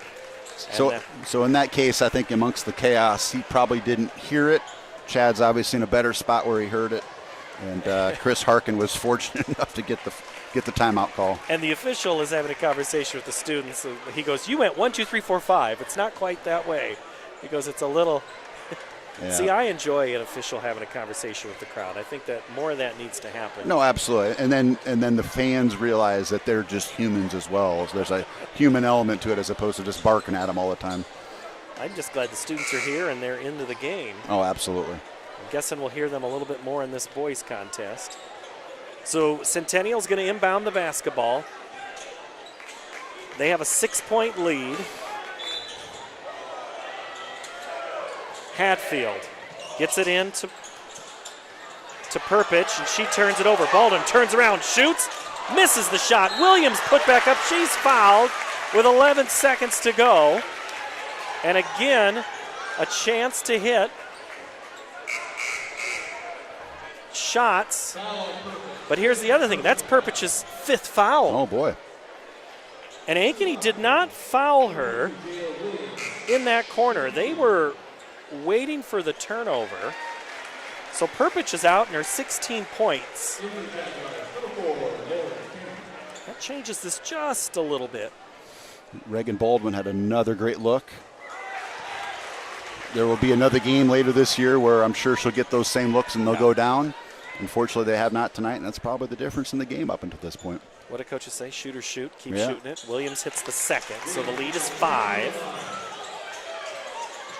Inbound into the corner, and then a quick foul as Lauren Kenny is going to walk the length, and this will be her first chance to shoot. Now, for Lauren, these are some big free throws. She'll grow up pretty quickly here. As much as Ankeny would have loved to just trap and tried to force the steal there, unfortunately the clock is not working to their advantage, so they had to foul there. So Kenny had just checked into the game for Perpich, and I think she had come in earlier in the 2nd quarter. And she misses that first shot, so it remains a 5-point advantage for the Jaguars with 9.8. The junior misses the 2nd. Keene gets the board, but then it's ripped away by Hatfield, and then a foul. And Keene had a body on her, but you have to give Hatfield credit for just absolutely reaching around and getting that ball. Huge rebound for the senior Miley. Keene, the fourth foul, and to the line. And Hatfield's going to say, no doubt about it, I'm a senior, watch what I do. That one might have iced it. She had 9 points against Fort Dodge. That was her career high. It'll be at 8. Keene will get the board with 7 seconds. Keene will come down, will launch the 3, and hit it. And with 0.2 seconds on the clock, Keene gets points number 12, 13, and 14 to make it a 3-point game. Huge shot there by Ainsley, taking it the length of the court. You knew she needed a 3, and she spot up and knocked it down. And the scores table and Dante Terry are going to talk about the clock. There is no video. They're not going to have Levi play back the video to say how much was on the clock. Yeah, no. We don't have replay in high school. If this was an NBA game, there'd be a 10-minute delay, and Paul and Nolan would have to find a creative way to... We'd be hearing that music that you hear now. Have you heard that at Carver? They're playing music all the time now in the non-action. We've been able to get over to both a men's and a women's game there. Different field there in the men's game than maybe a year ago? Absolutely. Ben McCollum's done a great job. I grew up playing pickup basketball with him. We're both Western Iowa natives, him from Storm Lake, I'm from Carroll, so it's been really neat to watch his progression through the coaching ranks over the years. Great story about him in the paper on Sunday, talking about his playing baseball with basketball with a broken finger, how he played basketball. All right, Centennial has to just get it in, and they do, and that's how it's going to end. Centennial gets the 3-point win, 65-62. Nice win for the Centennial Jaguars. That's the big win that they've been looking for. Meanwhile, a lot of basketball yet to be played. It's still January. A lot of big games left in the CIML, and I would expect the Ankeny Hawks to bounce back and have a real good season yet, despite today's unfortunate loss. 2026 has been a little rougher for the Hawks. They've lost now 3 of 4, and they'll have an opportunity to play again Friday at Valley, or in a game with Valley. And that one will be a good one as well. Ankeny Centennial wins 65-62. They improved their record to 5-6. Faith Perpich with 16, as well as Rylan Bodings, 16. Lizzie Beam, that's the number of the night. And Miley Hatfield, 7, and Lydia Michael, 8. So Perpich, Boding, and Beam huge for Coach Harkin's squad, 16 each. Hawkins, Allison had 6, 33 for Jayla Williams, 14 for Ainsley Keene, 6 for Ali Aguirre, and 3 for Reagan Baldwin. So Williams did all she could, and Keene at the end, but just a couple of those shots didn't quite fall, and Centennial escapes tonight with a 3-point win. Yeah, Rylan Boding stepped up. Probably her best game of the season now that she's closer to full health, and it made a big difference tonight. 65-62 is your final. Ankeny Centennial with the win. The boys game coming up, our third game of the night. We've played 2 already. The girls, the Unified, and the boys coming your way next on the Ankeny Activities Network, built by the Daniel Seifert Real Estate Team and the Carl Chevrolet family of networks for Nolan Strive. I'm Paul Yeager, back in a moment here from Ankeny High School. More Iowans drive Chevy than any other brand, and nearly 25% of the new Chevrolets sold last year came from the Carl Auto Group. Since 1978, we've exceeded expectations with an unbeatable selection and hard work that makes us your dealer for life. Come see why Iowans trust Carl Chevrolet, with locations in Ankeny, Stewart, and Webster City. Your dealer for life. It's the Carl way. At Ankeny Community School District, all the pets in Ankeny can't wait to see us at Heart of Ankeny Animal Hospital. Located just south of Uptown, our family-owned and operated practice has yearly plans with monthly pay options. Your dog or cat can get routine and preventative care before you may ever even know they are sick. From dental care to x-rays to our own pharmacy, we love them like our own. Your pets are our pets at Heart of Ankeny Animal Hospital. Searching for a home that combines a resort lifestyle with the comfort of being close to your loved ones? At Epcon Communities, we make building your dream home an easy and exciting journey. Choose the floor plan that fits your lifestyle, handpick the finishes to make it uniquely yours, and leave the rest to us. We'll handle the construction, you focus on the fun part. After closing day, your new home is all yours, ready for you to start enjoying the community, the amenities, and that special sense of belonging. Visit clarityconstruction.com for more. My real estate team knows that sports and extracurricular activities contribute to a well-rounded education. As an Ankeny mom, I have seen how important they are for success in school and beyond. I've been helping families here for over 20 years as a realtor, and I know that our schools and community activities are second to none. That's why people love to call Ankeny home, and that's why I am a supporter. If I can help you or anyone you know find the perfect home in Ankeny or the Metro, let's talk. And now it's time to cheer on our kids. At Elk River Contracting, we know a great remodel is a lot like the perfect beard. You can't rush it, and the beauty is in the details most people overlook. Because there are two kinds of contractors, the ones with magnificent beards and the ones you don't hire.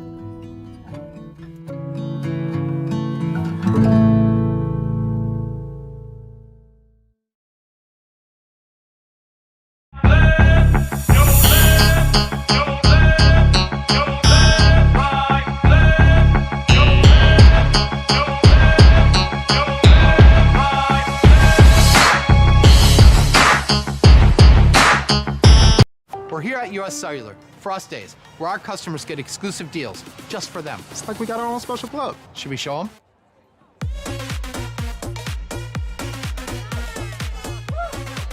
Get $1,200 off any phone plus $500 off any tablet. Us days at US Cellular.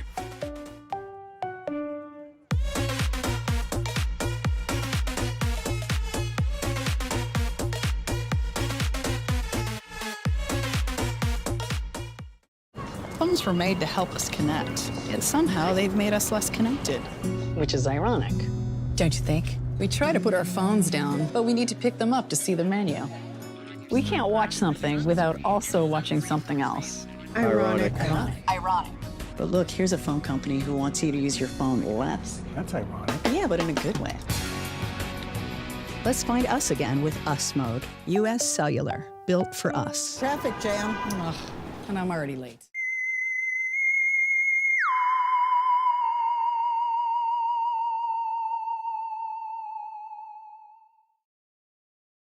So when an athlete walks into Nick Garage Fitness, the one thing we want them to know is that this is a phenomenal community. We have the best coaching. We have the best technology.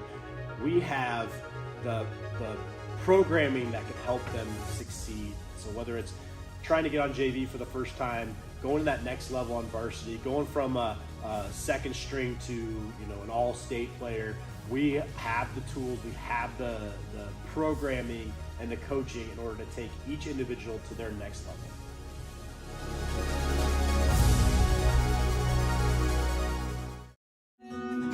What if you could create memories that would last a lifetime? That would be pretty cool. Well, now you can.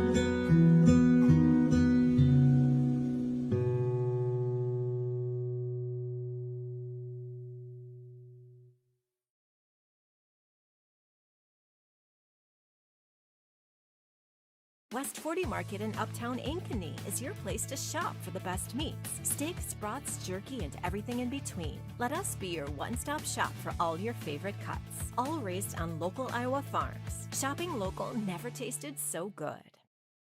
More Iowans drive Chevy than any other brand, and nearly 25% of the new Chevrolets sold last year came from the Carl Auto Group.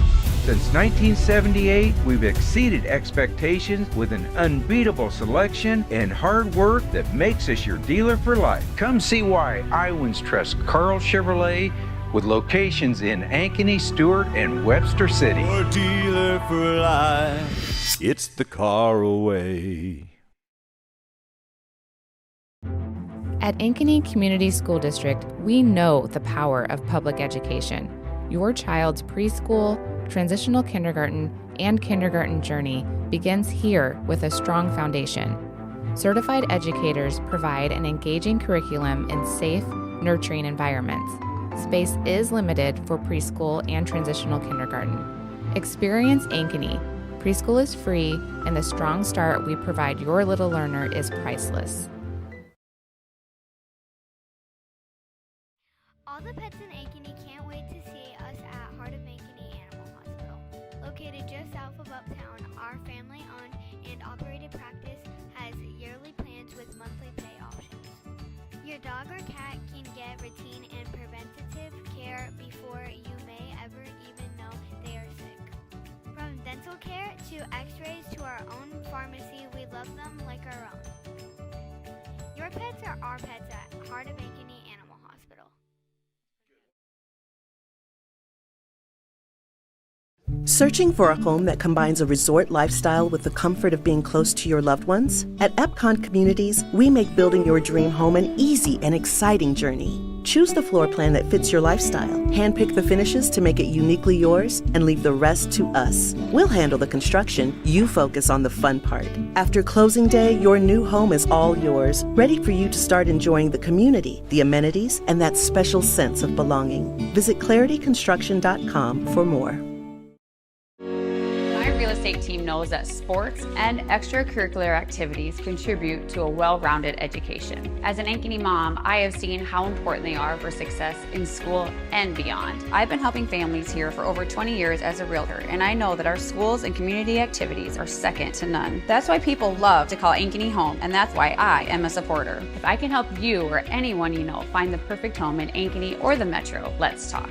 And now it's time to cheer on our kids. At Elk River Contracting, we know a great remodel is a lot like the perfect beard. You can't rush it, and the beauty is in the details most people overlook. Because there are two kinds of contractors, the ones with magnificent beards and the ones you don't hire.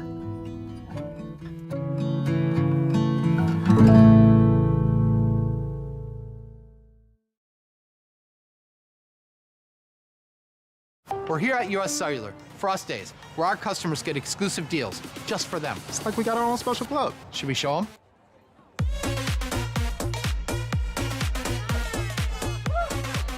Get $1,200 off any phone plus $500 off any tablet. Us days at US Cellular.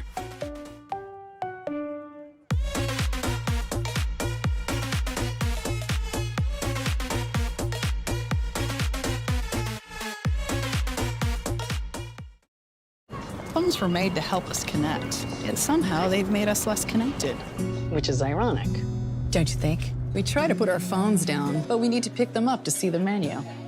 We can't watch something without also watching something else. Ironic. Ironic.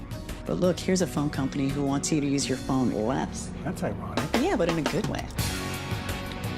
Let's find us again with Us Mode. US Cellular, built for us. Traffic jam. Ugh, and I'm already late.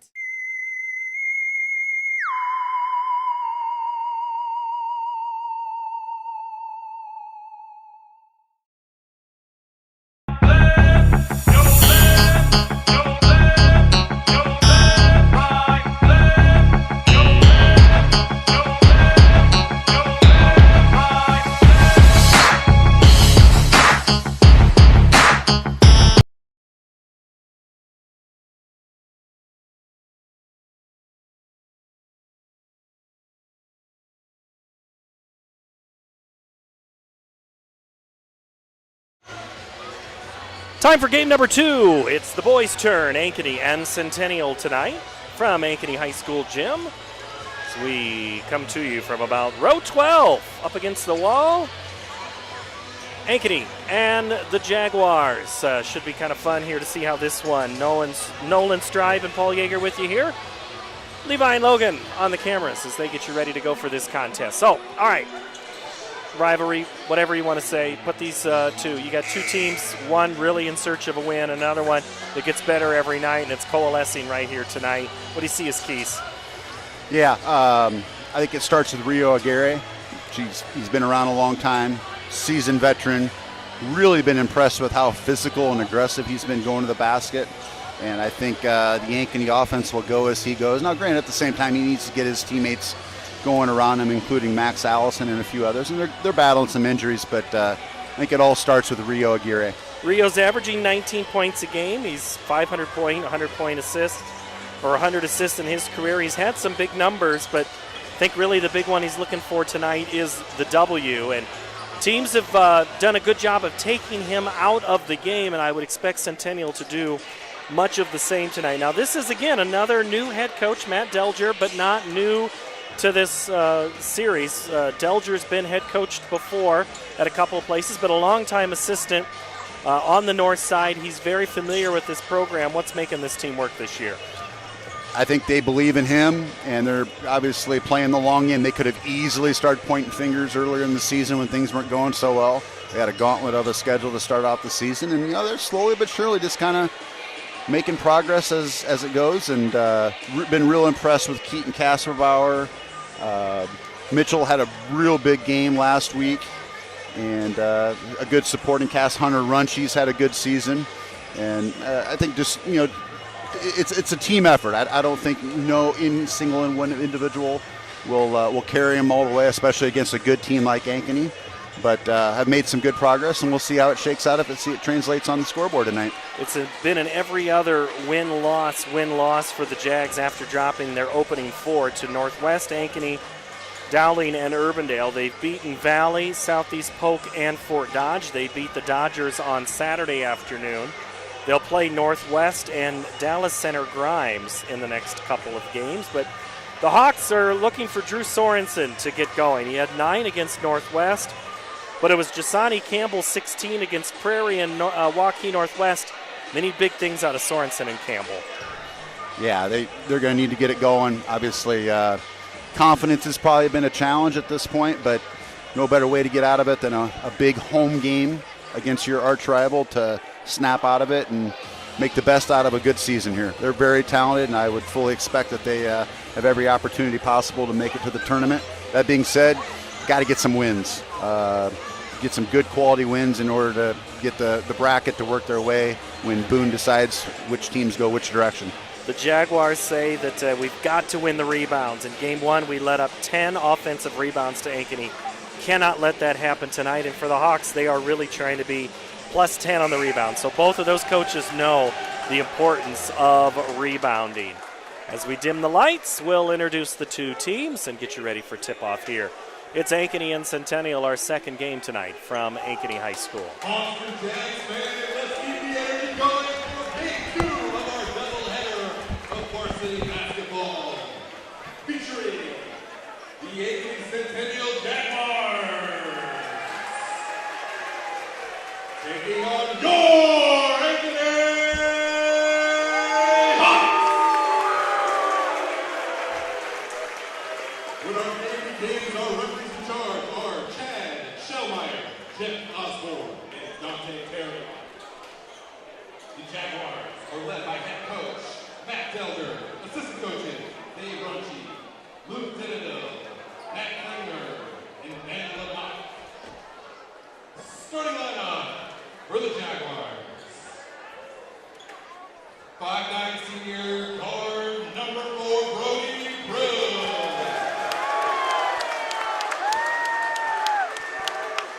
At forward, 6'2" junior number 5, Drew Hanson.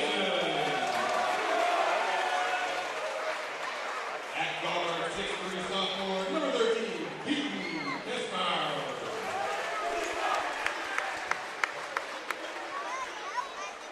At forward, 6'5" junior number 14, Luke Mitchell.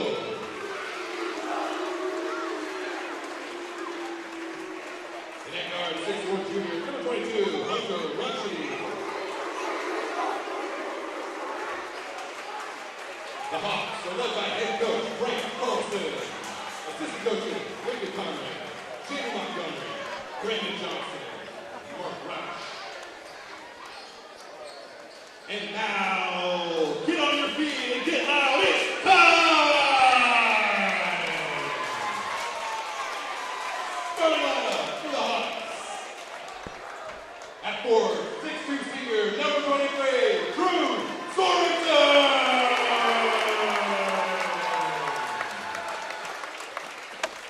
At guard, 6'2" junior, number 25, Justine Campbell. At forward, 6'4" sophomore, number 31, Keon Ford. Has he been starting? At guard, 6'3" senior, number 35, Rio.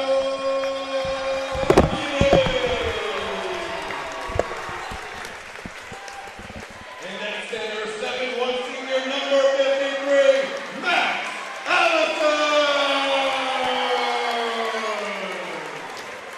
Prill, Hansen, Casper Bauer, Mitchell, and Runchi for the Jaguars. For the Hawks, Sorensen, Campbell, Ford, Aguirre, and Allison. Our two head coaches are Brant Carlson and Matt Delger. Carlson, the veteran of this series, but Delger's been in for every one of these as well as an assistant. He's talking to his squad. Centennial will be in their all-black uniforms with Centennial in script in the front and white numbers. The Hawks in their home whites with Ankeny Hawks written in cursive font on the top and bottom. It'll be Max Allison and Luke Mitchell to tip it off as we get ready for game number 2 in this contest. The ball is tipped, and there we go. Keon Ford, who's new into the starting lineup for about the last 5 or 6 games, takes the ball. Be interested to see how many jumps Ankeny Hawks lose with Max Allison in the center circle there. Sorensen drives in, and early on he is going to be called for the charge.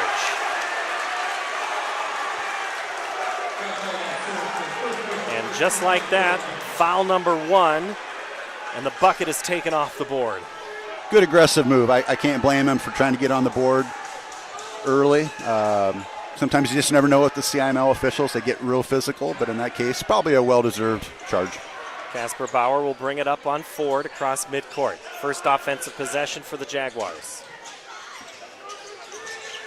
Not there right away. They get it back to Prill. Into the right side, Runchi. Runchi hands it off. Now it's Prill. His 3 ball is good. Big 3 by the one senior that starts for Centennial. It's nice to see Brody get some minutes. Well-deserved. Campbell, Sorensen, now Ford into the corner. Aguirre yet to touch the basketball. Now he does. He'll step back, shoot the 3, and make it. Rio returns the favor, as we've seen for many years here with the Hawks. Great shooter. Been real impressed with how he's been able to put the ball on the floor and get to the basket, though, as well. Saw that type of play in the girls' game. One team would hit the 3, and the other one would go right back down and neutralize it. Let's see if that trend continues. Into the corner. Mitchell makes a nice move, loses it. Max Allison grabs the loose ball, and Ankeny looks to get their first lead of the game. Tied at 3. Rio drives. Sorensen back to Aguirre, guarded by Mitchell. Drive in, kick to the corner. Ford, 3 ball. Good. Big shot by the sophomore. I'm sure he loves to see that big wide open hoop there with a big shot. Casper Bauer to the left side. Now it's Hansen. Back to Prill, who hit that early 3. Runchi, step back 3. Front iron, no good. Allison leaves his feet to go get it. And Ankeny looks to extend their 6-3 lead here in the first 2 minutes of the game. Aguirre between the legs, gets the left arm bar out, pulls back up at the free throw line extended and hits. Solid move again by Rio. Coach Delger knew we've got to contain Rio, and so far he's put 5 of his team's 8 points on the board. Mitchell. Quick snap pass to Runchi. Hunter gets down on Jasani Campbell with a nice right hand, and Allison. Nobody around him, grabs the loose ball. Up ahead, Ford takes it to the rack. Little strong, rebound Hansen. Runchi leaves it for Prill, wide open 3, off the mark. Good hustle by Hansen to get it. It's going to be off of the white jersey and stay on the left side with Centennial. Yeah, a lot of standing around by the Jaguars these last couple possessions. Need to see a lot more cutting and just keeping the defense honest as opposed to being predictable. Prill to inbound in front of the Ankeny student section, which is dressed mostly in white tonight. Casper Bauer, now Runshie. Runshie gets by his man, gets over, blocked by Allison Anaguirre, but good hustle, second effort by Hansen. Allison that time grabs the loose ball. And Ankeny gets the ball back. Rio wanted to give and go with Ford, gets it back, just not quite in stride. Sorensen called for the early charge, and we're going to have a foul underneath, and that's going to be on another, almost the exact same spot as the first foul called on Ankeny is called again. It's going to be on Ford. You knew we'd see a little contact, right? Absolutely, no other way in the CIML. It's physical, and in many cases they let him play. Casper Bauer guarded by Ford across midcourt. Now Mitchell to Prill on the left wing. 4:15 to play, 8-3, Ankeny the lead. Mitchell drives in on Sorensen. Rio comes around for the double, and he's going to be called for the foul. So with Max Allison out, it's a considerably different defense by the Ankeny Hawks, where Centennial should be able to get to the basket a little bit more, at least feel like they can get to the basket. Whether or not they do or not, we'll see. Cale Roush in there for Allison on the Heart of Ankeny Animal Hospital substitution. Roush did not see as many minutes Friday night against Northwest. He did in the game against Southeast Polk earlier this year. Prill. Now back to Casper Bauer. Ball is on the floor, and Ankeny is going to get it back. Yeah, Keaton just trying to do a little too much there. Probably better off reversing the ball and waiting for the play to come to him a little bit more. Jasani Campbell looks to his coach off of his left, and now picks up his tempo as he pushes it across midcourt. Campbell's going to drive in, and he is going to be held before he gets a chance to do anything.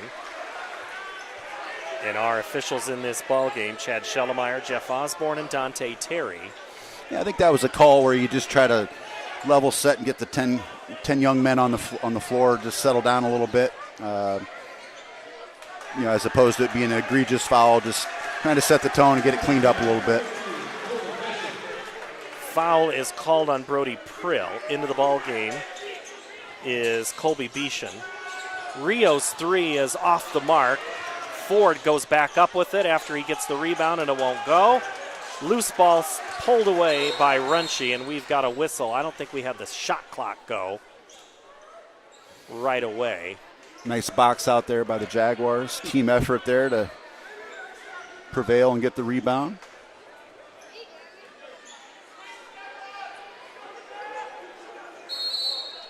Sometimes this game will have a very fast, aggressive pace. It's much more deliberate at this point. Doesn't mean it's any less intense. Taylor Runshie with the, Hunter. Taylor was on the bench earlier. Now it's Hansen. Still got two Runshies here with Dave on the bench now. Coming to set the pick is Beechin. Now driving with his left hand is Casper Bauer, misses. Sorensen grabs the ball.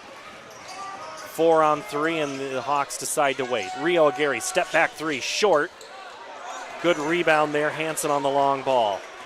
Might have forced it there a little bit, but I totally understand as a senior. He's got the green light from Coach Carlson. Into the corner they go, Beechin. He'll step back, shoot the three, and hit it. Colby, the senior, hits the three, and it's within 2 for the Jaguars. 8-6, Ankeny the lead, 2.5 to play, first quarter. Campbell to Aguirre on the right side. Dribbles left, spins around from the right block, underneath. Ooh. Play out of Jayla Williams' playbook right there. 7 now for Rio. Nice play by Rio. 7 of the 10 points for Ankeny belong to Rio Aguirre.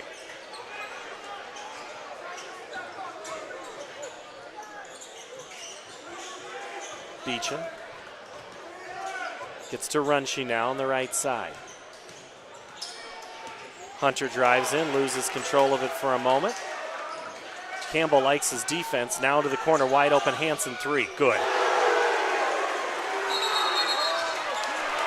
And we're going to have a foul. That's a technical on Hansen. Got the sense that was kind of brewing. There was some talk going both ways. Oh, Chad Schellemeyer. I think Coach Delger says, what did he do? And Schellemeyer put his hands up like a clown and says, nah.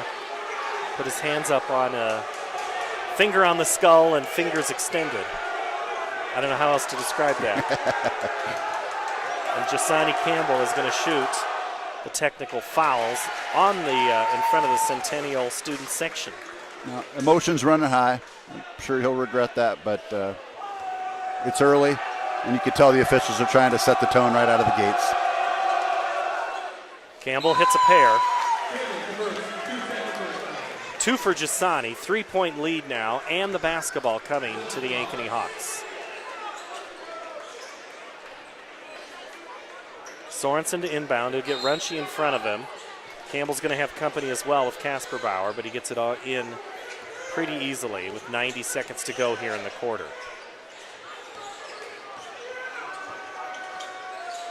Sorensen off the screen.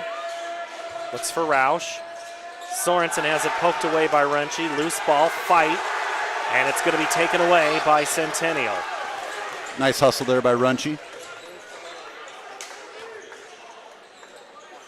Back to Casper Bauer. Looks for the cut through.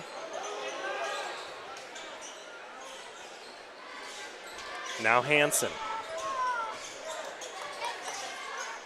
Mitchell touches it briefly. They reverse it into the left side.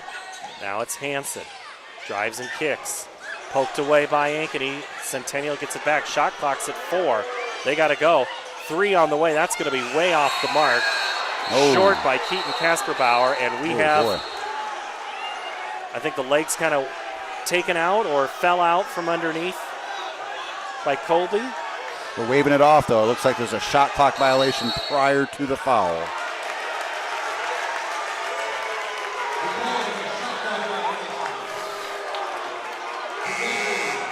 Matt Delger looking for a little bit of an explanation. He'll walk with the official. And Andrew Brandhorst comes in for Drew Sorensen on a Heart of Ankeny Animal Hospital substitution.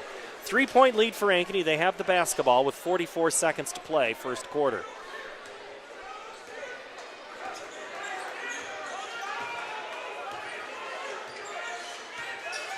Campbell gets it to Aguirre. Drives baseline, gets past his guy, athletically shifts it in the air. It's going to go off of Ankeny. Not much Cale Roush could do about it. Yeah, Aguirre did all the hard work. I'm sure he'd like to have that one back because he got the good look and it just didn't fall. Clock is off, 15 seconds to go in the quarter. Guarded way out top by Carson Bright, who checked in at the last buzzer. 10 seconds, Casper Bauer dribbles down left side. In trouble, gets around Bright, scoops it, misses. Rebound Mitchell, 1 second.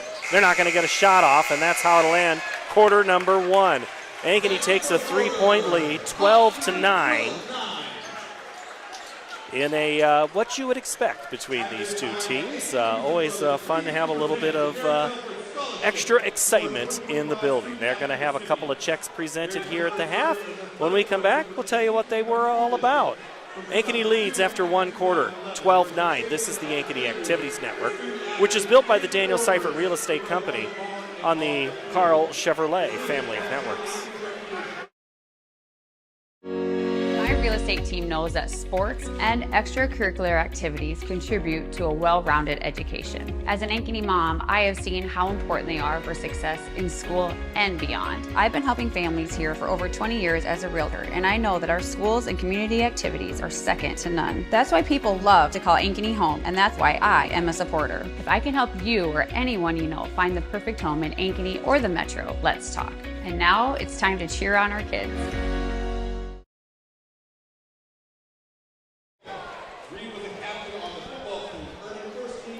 One quarter play. Ankeny 12, Centennial 9. Nolan, what do you see so far in quarter 1? Still kind of feeling each other out.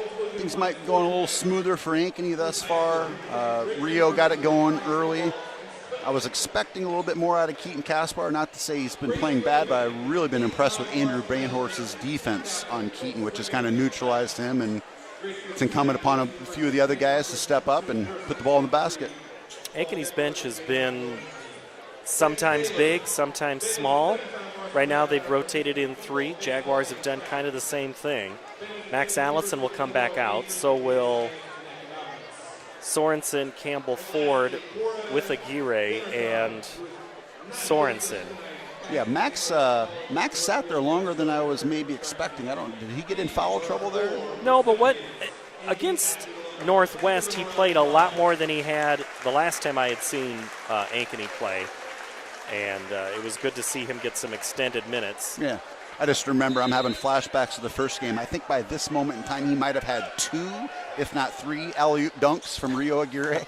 So had a little bit less impact, at least thus far, although I wouldn't be surprised if there's a dribble breakdown, somebody helps off of him, and he gets the, hate to say it easy, but nice slam dunk. Student section might like that. Absolutely. For Ankeny. Jaguars send out their starting lineup, so that's actually no. Beeshan's going to start, as is Casper Bauer, Mitchell, Prill, and Runchi to go for the boys in black on the north side of Ankeny. Give and go to Hansen, pulls up his dribble as the ball now reverses course to the right side. 12-9, Ankeny with the lead. Beeshan drives and then pulls back out. Casper Bauer, guarded by Ford. Now it's Runchi. Shot clock at 7. Runchi spins around. He's going to be fouled well before the shot. I think Campbell got him, and it is. It's going to be charged to Jasani Campbell, his first foul. Nice dribble drive by Hunter. I'm sure he would have loved to defer the penalty or the foul there and get the layup, but no such luck in basketball. Mitchell to now Runchi. Tries to get around Aguirre. Gets stuck. Goes now Hansen. Loses the handle out of bounds. Back to Ankeny.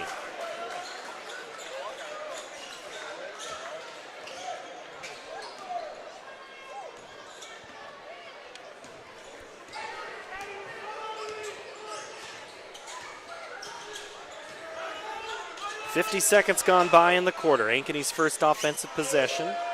Drew Sorensen with it. Now it's Jasani Campbell. Ford penetrates a little bit there on Hansen, but not much more. Now it's Campbell. The spin hangs in the air, gets it to go off the glass. Very smooth move there by Jasani Campbell. Smooth is a great word to use for him. His play, he makes it look easy, but you and I both know it isn't what he's trying to do. Yeah, and you knew he got up in the air and he had to kind of delay and just kind of hang in the air a little bit, and just one of those skills that not many guys have, and he certainly does. Now Runchi, guarded by Campbell, drives in, kicks it to a wide open Hansen. 3-ball, good. So that's probably the one drawback to having Max Allison out there is when he does help, he's leaving somebody else open on the arc, and it's incumbent upon the Jaguars to knock it down, and Hansen's got 2 of them. Jaguars within 2. Approaching 6 minutes to play before half. Sorensen gets in, fadeaway 6-footer, rattles around, no good, and Mitchell skies and grabs the loose ball.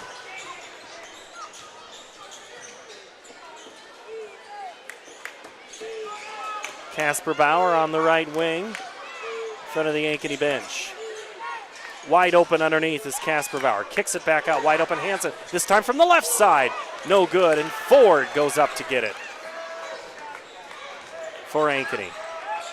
Hawks push a little bit of tempo now. Aguirre drives in, gets his defenders in the air, and he is fouled in the act of shooting.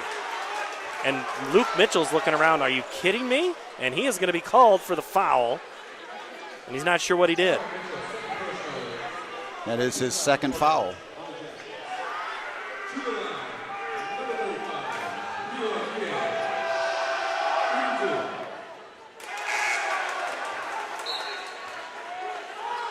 Also on tonight, on Centennial Digital, was a instant classic in girls wrestling.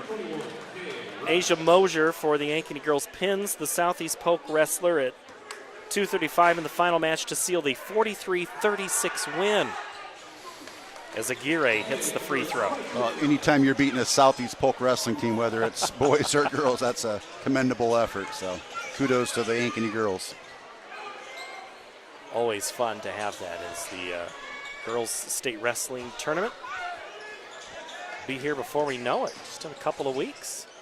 Nice runner there by Hansen.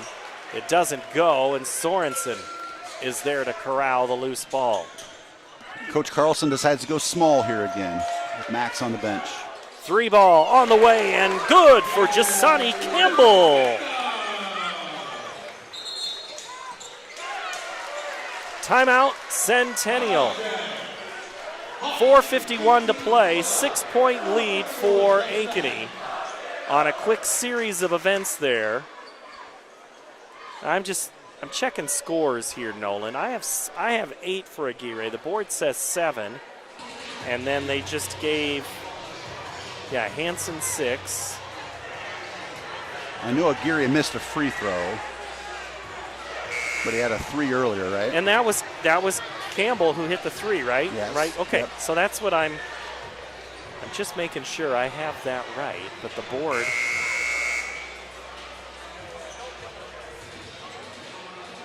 Lists him only at 4. Not official. I'm going to go with mine.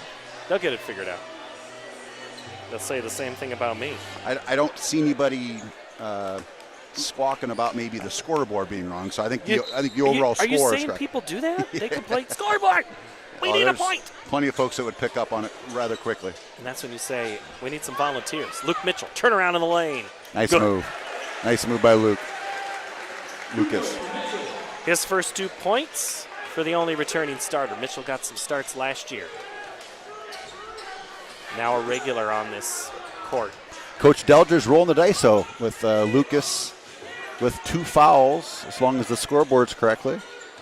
Interested to see how long they play him. Roush swings it around. Aguirre 3. No good. And Hansen grabs a hold of it, but Roush tried to knock it out of his hands. Mitchell gets by Ford, hangs it in the lane, short. Kean grabs the loose ball. 4 minutes to play. Sorensen spins in the lane and lays it up. Nice move by Drew Sorensen. He had his early 2 points wiped off on a charge there. Those were legit points for the senior.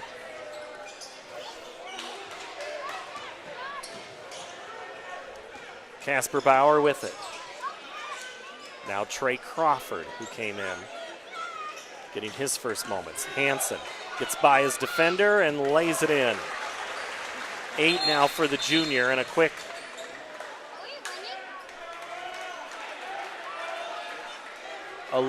warning against Centennial for touching the ball after the bucket. That's one way to stop the fast break. Coming in for Ankeny is going to be Andrew Brandhorst. Kean Ford will go out. Andrew's father, a good basketball player at Hudson High School, played at the state tournament.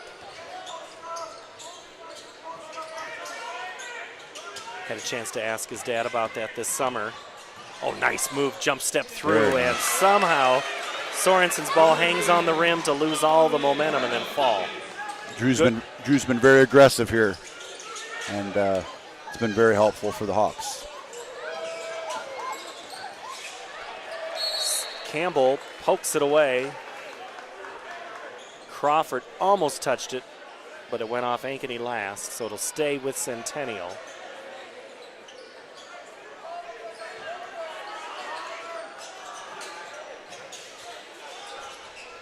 Beechin gets it into Crawford, who has to chase it all the way down into the backcourt. Crawford around the screen, has it knocked away. Sorensen there, and he gets it up to Campbell. Jasani sees a lane, drives in, pulls up, and he is going to be going to the line because he's blocked. And that, if that's on Mitchell, that's his third. Yeah.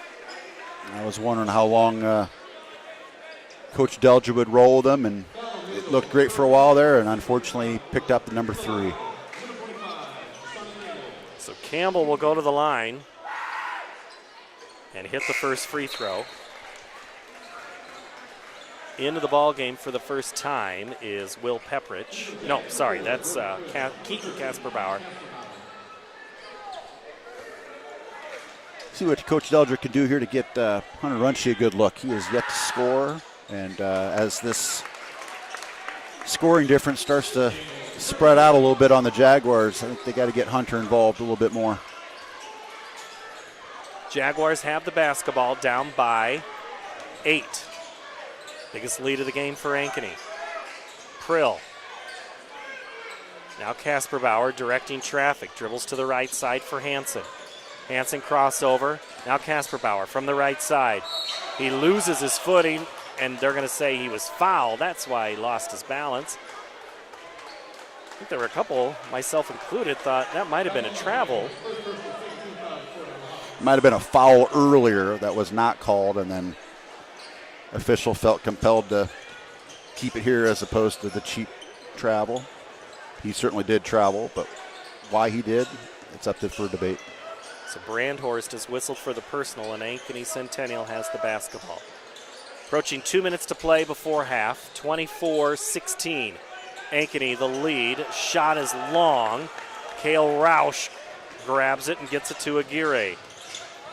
Rio shovels it to Jasani Campbell. His shot won't go. Brandhorst given chase, but it's grabbed by Runshie, who will dribble it up right to left. Both teams doing a very good job of boxing out and limiting the other team to one shot. Hansen ball fake, reverses it to the right side, cuts through. Now it's Runshie, dribbles down, gets past Campbell, lays it in with the right hand, and he's going to get an and one. Nice play there by Hunter Runshie to get to the basket. He's been playing within himself, but of course, getting those first points is a big step in the right direction for him. And he's key to Centennial's ability to make this a game and possibly win it. Jasani Campbell they put him up with the foul on the board, and the free throw is good by Runshie. He now has 3 for the junior. 5-point advantage for Ankeny. 80 seconds to play before half. Rio Aguirre with the basketball, goes to the right side to Sorensen. Brandhorst sets a screen. Now 15-footer from Aguirre. Backs down, kicks it, and it's stolen away by Prill. Stepped right in front of that one. 1-on-3, kicks it to the left side. Beechin holds it, now sets it up. Under a minute to play. Prill at the logo. Jaguars moving around a little bit. They go for the backdoor cut, but Drew Sorensen is there to intercept it. And Rio Aguirre will slow it down. About 8 seconds between game and shot. So the Hawks will have to get a score off, but they're trying to milk it off. Rio guarded out closely there by Beechin. Neither team's in the bonus.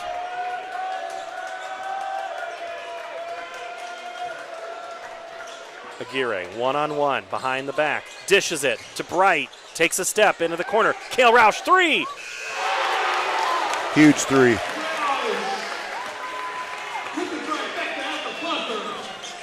Centennial with a chance, time running out. Bright will get it off, won't count. Ankeny closes on a pretty good sprint right there at the end to open up an 8-point lead as they go to the break, 27-19. Kind of a flurry right there, and just like in the girls' game for Centennial, it was Ankeny this time that kind of sends the other team into the locker room with a lot of stuff swirling through their head right now. No, absolutely. Big possession there at the end. We knew it was going to be critical to either Jags get the stop or Ankeny contribute to their lead. And, boy, hitting a 3 like that going into the halftime is a huge shot in the arm for them. In a game they need a big victory, so kudos to them. Jasani Campbell, 9. Aguirre, 8. 3 for Ford, 4 for Sorensen, 3 for Roush, who hit it right there at the buzzer of that shot clock. Runshie, 3 for Centennial, 3 for Beach, and 2 for Mitchell. 8 for Hansen and 3 for Brody Prill after that opening bucket. He didn't have anything, never even really got a good shot off after that. We'll step away for a couple of minutes and be back with you. Ankeny leads Centennial 27-19. You're watching and listening to the Ankeny Activities Network, built by the Daniel Seifert Real Estate Team on the Kyle Chevrolet family of networks. More Iowans drive Chevy than any other brand, and nearly 25% of the new Chevrolets sold last year came from the Carl Auto Group. Since 1978, we've exceeded expectations with an unbeatable selection and hard work that makes us your dealer for life. Come see why Iowans trust Carl Chevrolet, with locations in Ankeny, Stewart, and Webster City. Your dealer for life. It's the Carl way.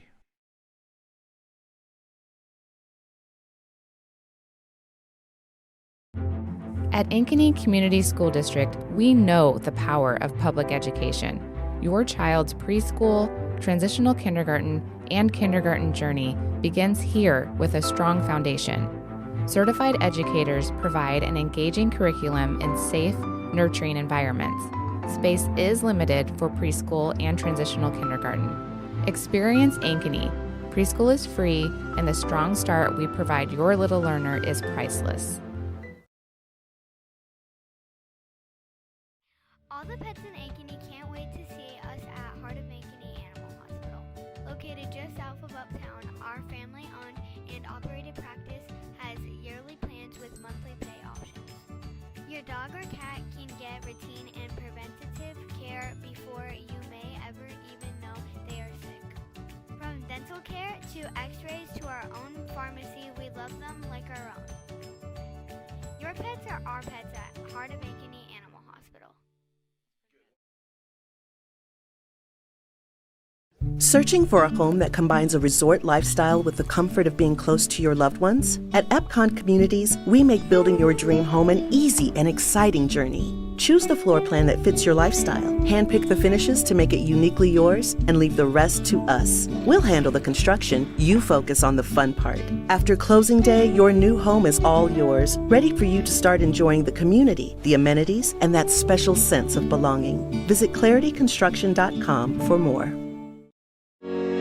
Real estate team knows that sports and extracurricular activities contribute to a well-rounded education. As an Ankeny mom, I have seen how important they are for success in school and beyond. I've been helping families here for over 20 years as a realtor, and I know that our schools and community activities are second to none. That's why people love to call Ankeny home, and that's why I am a supporter. If I can help you or anyone you know find the perfect home in Ankeny or the Metro, let's talk. And now it's time to cheer on our kids.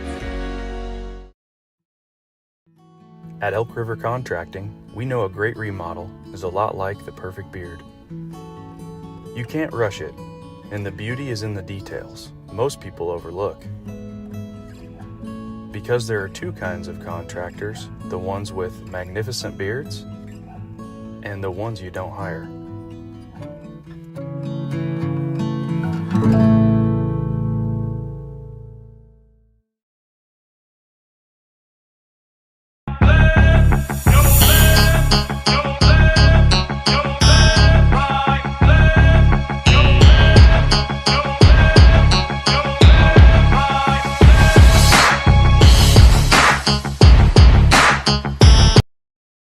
We're here at US Cellular, Frost Days, where our customers get exclusive deals just for them. It's like we got our own special club. Should we show them?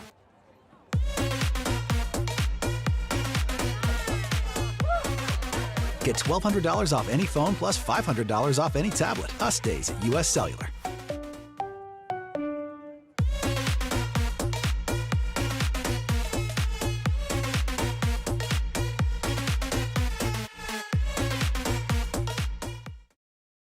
Phones were made to help us connect, yet somehow they've made us less connected. Which is ironic. Don't you think? We try to put our phones down, but we need to pick them up to see the menu. We can't watch something without also watching something else. Ironic. Ironic. But look, here's a phone company who wants you to use your phone less. That's ironic. Yeah, but in a good way. Let's find us again with Us Mode. US Cellular. built for us. Traffic jam. Ugh, and I'm already late.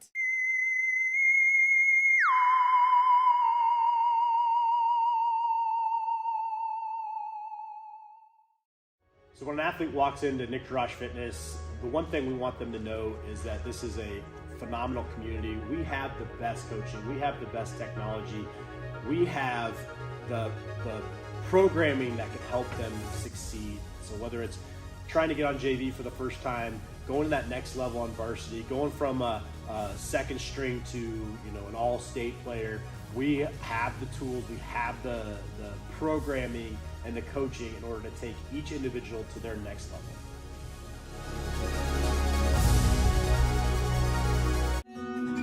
What if you could create memories that would last a lifetime? That would be pretty cool. Well, now you can.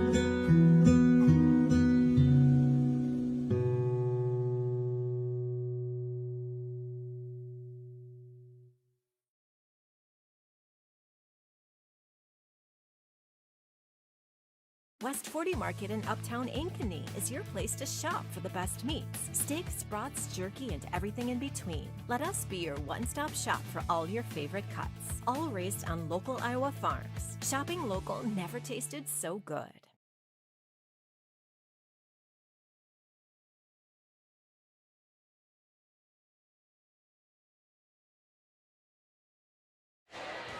Halftime here, 27-19. Good directing. Bad talking. Direction. That's on me, not on you. Halftime here, 27-19. Ankeny in the lead.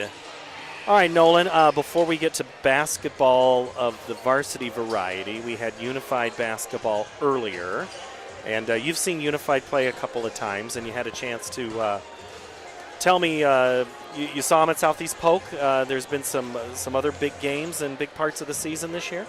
Yeah, I'm biased. I have a son that plays, and Jody Larson does a great job with the program to the point where they have more players than they can really field a team. So they actually split, and they have two teams. So he didn't play tonight, but this weekend they had a nice tournament hosted right there at Centennial, and it was a neat experience with the championship game, quote unquote, between the Ankeny Hawks and the Centennial Jaguars. So it was a lot of fun to watch, and they just do a good job. I mean, they get on a bus, no different than the kids that we're watching here, and have road games. And I go out of my way to reinforce how proud I am of some of the unified kids that go along with them. They're.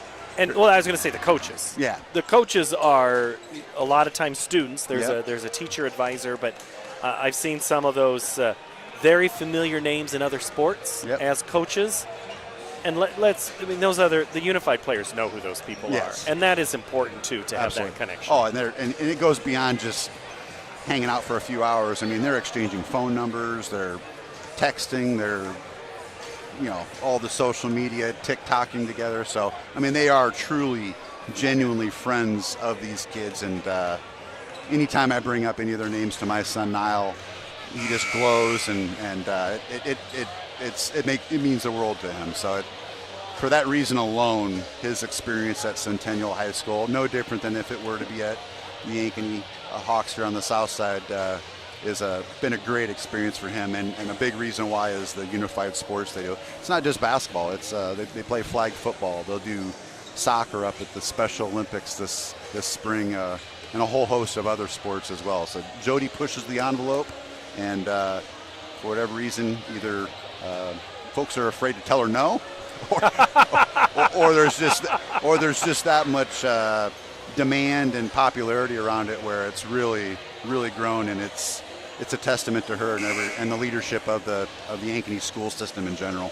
Second half here, what Centennial have to do to get back into this one? Yeah, I mean, I wouldn't say any one individual player for the Hawks is killing them. Just a couple crucial possessions, no different than that last possession where Roush got open, hits a three. It's a low-scoring game, so every possession's super important. And when you hit a crucial shot like that, it can be a backbreaker. Plenty of time yet, but you're gonna have to hunker down and get Keaton Kasperower and Hunter Runchie involved a little bit more. Not quite the starting five for Centennial. Krill is out, and in is Beechin. And right away, Leo Aguirre drives in for the Hawks and scores the first points. Rio now has 10. Boy, yeah. Leo and Rio, it's always fun to see them both play, but Rio's the one on the court tonight. Yeah, Rio started out the first half with a bang and came out here in the second half with a big shot to start things off for the Hawks. Runchi, 3 on the right wing, off the front of the iron, no good. Luke Mitchell grabs the loose ball, swings it back. Jaguars go to work, going up. Nice reverse shot is blocked by Max Allison as Hansen had it knocked down. Yeah, the Max Allison factor. Aguirre looks for the give and go. Allison has it blocked, returns the favorite as Drew Hansen. Nice play by Drew. They're even at 1 block apiece. I love it. Casper Bauer, Runchi. A lot of standing around here. You got to get more movement. Mitchell. Hansen. 10-point advantage for Ankeny. Jaguars not quite in a hurry. Runchi kicks it. 3 on the way from Hansen. No good. Kean Ford grabs the loose ball. And Ankeny looks to extend this lead. Aguirre off the screen of Allison. Dribbles it down off the floor. And tying it up is Rio. And it's going to be alternating arrow, which means it goes back to Centennial. Kudos to Jasani McCampbell, though, to muck that up a little bit. It could have easily been a breakaway layup the other direction, and Centennial would have kept the possession arrow, but instead they get the jump ball, and it's a dead ball, so no easy basket, and Ankeny will get the next jump ball at some point down the road. So it's just the little things like that that make a big difference. Every possession counts in a low-scoring affair like this. Runchi, top of the key, drives to the left side and has it knocked out. No, he's fouled. Max Allison's going to be whistled here. His first.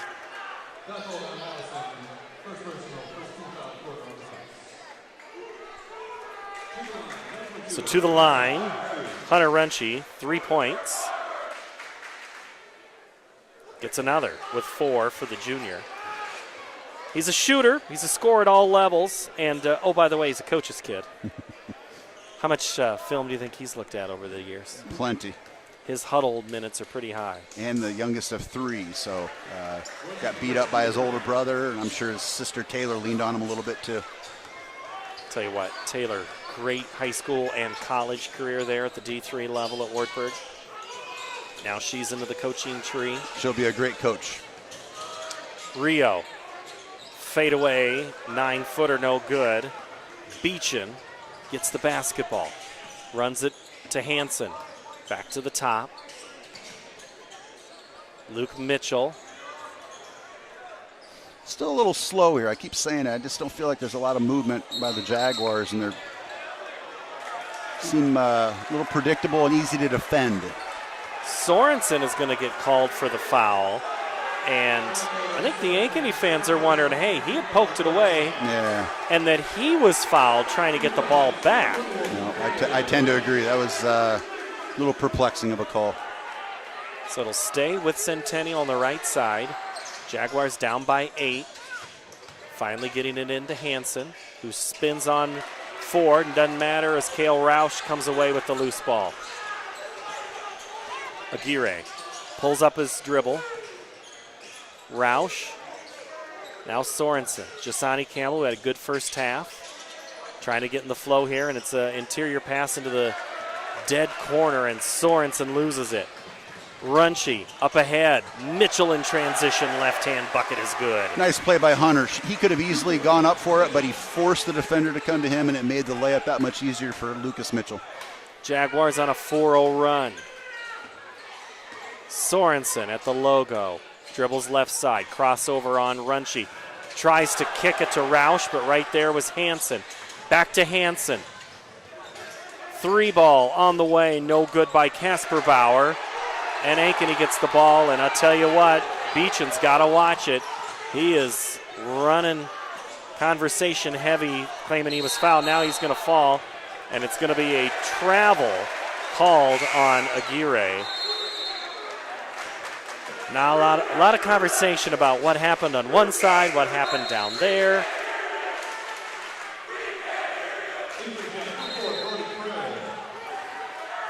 Yeah, it's intense. This is a crucial point in the game. I noticed just now that Keaton Kaspar has yet to score. Kudos to the Ankeny Hawks for holding him down. It's a big reason why the score is as low as it is. Now what we need is the student sections going back and forth and create a little extra noise in here. Runchie at the top. Drives in, right block, gets it over, and 2. Nice strong play. Came to a good jump stop, had his shoulders squared. A lot of times guys will just try to fling the ball up there and won't get the call. In that case, he anticipated the contact and took full advantage, and he's got an opportunity for the old-fashioned three-point play. And Runchie converts.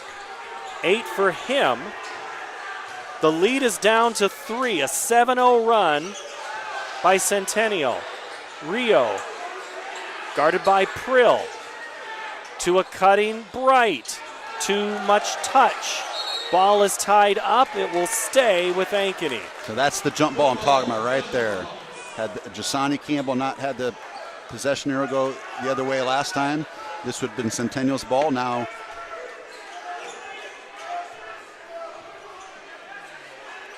I think we're back. Now the Hawks decide and are able to keep possession of the ball. And we're going to have a hook and hold. No, that's going to be, I thought they were going to whistle Roush. They're going to call Hansen on that for the hold. Yeah, interesting. They're putting Brody Prill on Aguirre. Brody does a great job, and he's a feisty guy, but obviously he's given up a lot of weight and size to Rio Aguirre. Roush has his shot blocked, but that's because he was fouled. Hansen whistled for the foul. Prill the last foul. Hansen this foul. At the line is the quarterback. QB1 Cale Roush misses the front end. He hit a big 3 at the end of the second quarter. Trying to talk this free throw down and cannot get either one to go. So the lead can be tied here if Centennial can get a 3 or a 3-point play and complete their comeback. Runchie drives in, stolen away. Right in front is Bright. Bright goes and lays it in. Nice play by Carson Bright, his first 2 of the game. Seniors are stepping up for the Ankeny Hawks.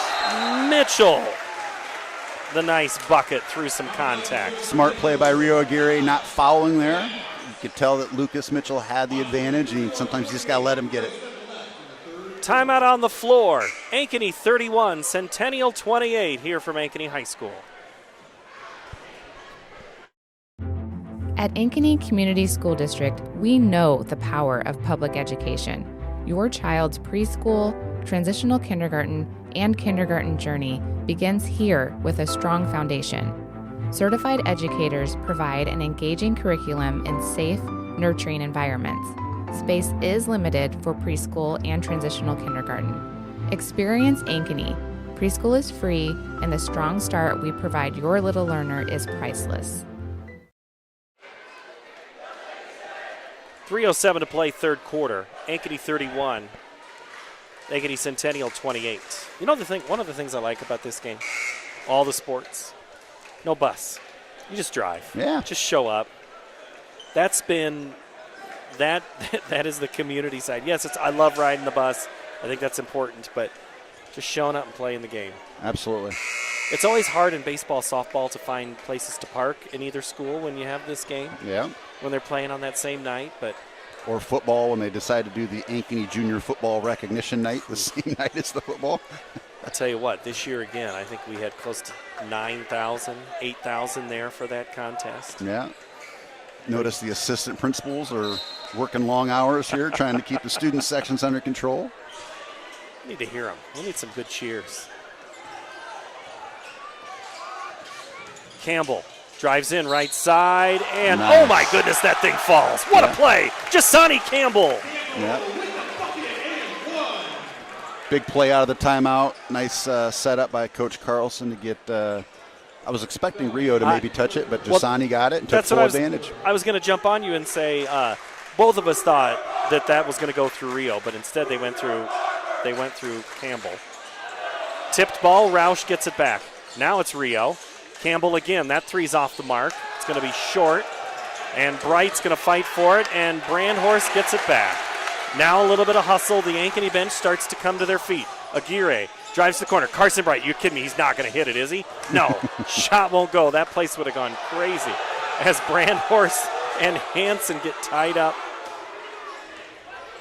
Nothing egregious there. Yeah, Hansen's banged up a little bit. Hansen playing through a little bit of pain. Mitchell, he'll step and shoot the three and hit. Luke Mitchell. I've seen him hit that this year. That's a good shot for him, and kudos to him for having the confidence to knock it down at a very crucial point here in the third quarter. Was injured most of the summer. Was able to get back into football. Missed a lot of the summer basketball. He's playing well. Aguirre, entry pass to him is fouled on the shot. And Beechin is pleading his case on his buddy Brody Prill. Yeah. Be interested to see how long they go with either Beechin or Prill against Aguirre, where clearly Aguirre has got the strength and the size over both of them. Aguirre now with 11 points. And going out is Hansen. Runchi back in, as is Casper Bauer. Aguirre misses the shot. Rare miss for Rio. As Beechin gets the ball. 3-point game. We got a good one here, Paul. 1:48 to play, third quarter. Casper Bauer, Beechin. Crossover. Quick touchback to Hunter Runchi. Stepping up to take the charge is Rio Aguirre. And you could see him planting himself as that play developed. Runchi didn't see him. Charged right into him, and it's going to go back to Ankeny. Yeah, and you could tell Hunter kind of saw it coming. He's a smart player. He just obviously wants to go to the basket, and he just couldn't slow down. Under 90 seconds to go. Jasani Campbell, Aguirre. Oh, nice underneath, reverse, and putting it in is Carson Bright now with 4. Yeah, if I've seen one difference here, I think Ankeny's moving better without the ball, where Centennial seems to be standing around a little bit more and just a little bit more predictable and easier to defend. There you got a back cut, easy basket. Rio Aguirre found him in traffic. Bright and Runchi tangled up, and the foul goes to Bright. Might have some free throws here in the last minute, just depending on if there's any further calls. Mitchell, now Runchi. 1 minute to play, third quarter. Runchi, a little contact trying to go through. Casper Bauer, left dribble to the block. Still playing one-on-one over Sorensen. Misses. Yeah. Drew corrals. Coach Carlson's done a good job of continuing to bring good, big athletes to defend Keaton Casper, whether it's Sorensen in that case, Brandhorst a little bit earlier in the game, Ford as well. That length is a big difference. Jasani Campbell, the left-hand reverse. That's pretty. That is pretty right there for Jasani Campbell, now with 13. Couple big minutes for Jasani Campbell here. Stretch the lead out to 7. Final 10 seconds coming right now. Runchi with it in front of the scorers table. 5 seconds. Runchi 3. Taken away by Aguirre. 2 seconds. 1. Aguirre at the buzzer. Won't go. Rio knew he didn't have enough time to dunk it, so he kind of threw it awkwardly there. And that's how we end the third quarter, on a run by the Hawks. Ankeny leads Centennial 38-31. The fourth quarter when we return on the Ankeny Activities Network, built by the Daniel Seifert Real Estate Team and the Carl Chevrolet Family and Networks. At Elk River Contracting, we know a great remodel is a lot like the perfect beard. You can't rush it, and the beauty is in the details most people overlook. Because there are two kinds of contractors, the ones with magnificent beards and the ones you don't hire.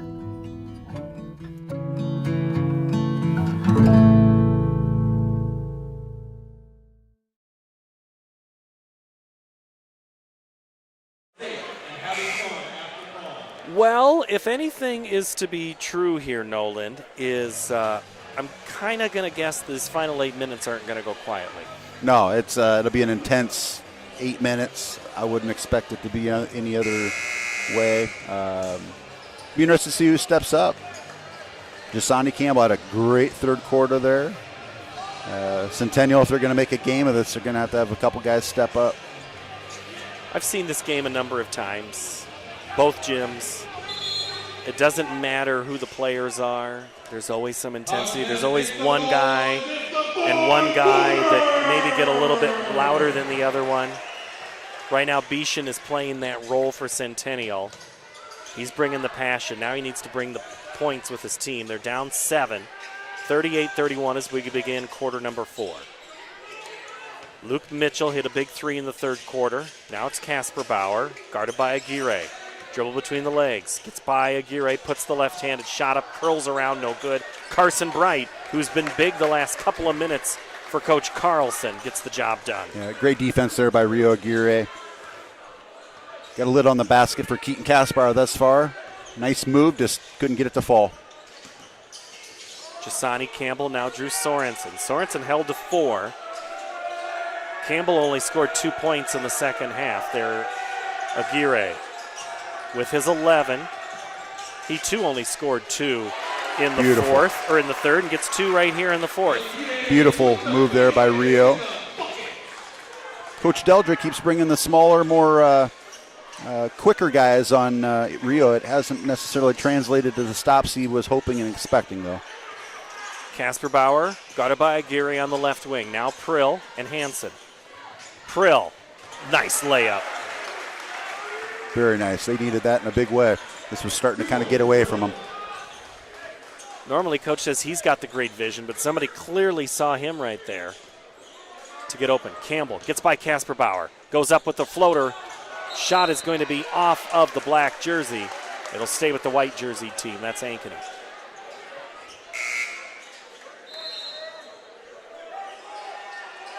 Ford and Runchie back into the ballgame on the Heart of Ankeny Animal Hospital substitution. I wouldn't expect Jasani Campbell to be sitting on the bench long, though. Sorensen back out top to Bright. Here's Aguirre. Gets by his man. Quickly collapsed upon. Tried to get it to Ford, but it goes off Mitchell's hand. 12 on the shot clock now.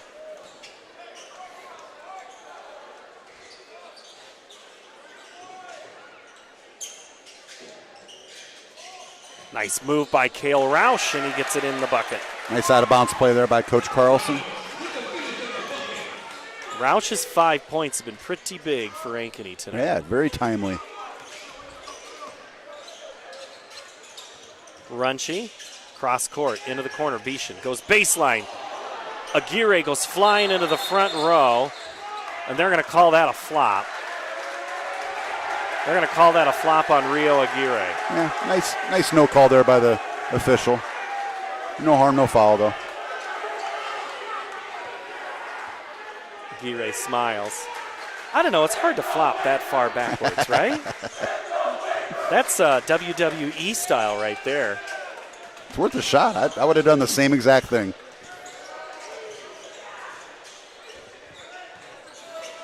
I'm now having a blank. Did Bishan score on that play? Yes. Yeah, yep. He did. Yep. I forgot to write that one down. 5 now for nice Colby. cut. And a good move there by Carson Bright. Yeah. Just ball movement, cutting well. I would say that's the one differentiating factor I've seen between the Hawks and the Jaguars here. 44-35, Ankeny in the lead, approaching 5 minutes to play in the game. Runchie, top of the key, left side, gets by Bright, lays it in, but it's blocked. And now we have a foul. Wow. Whoa. Late.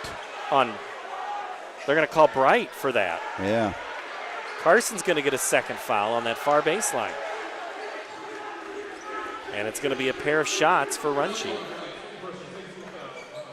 Definitely late, but he's still giving him the 2 free throws. The teams had already cleared and were headed back the other way when the official called it. Yeah, and perhaps the official on the baseline just didn't have the right angle. Sometimes you got to bail your colleagues out. Double figures now for Hunter Runchie, the junior. Had 11 against Fort Dodge on Saturday. He's at 10 right now. Drew Sorensen and his 4 points has the basketball. Now it's Cale Roush. Here comes Ford in front of the bench. Now Bright in the corner. Sorensen way out right now. 10 on the shot clock.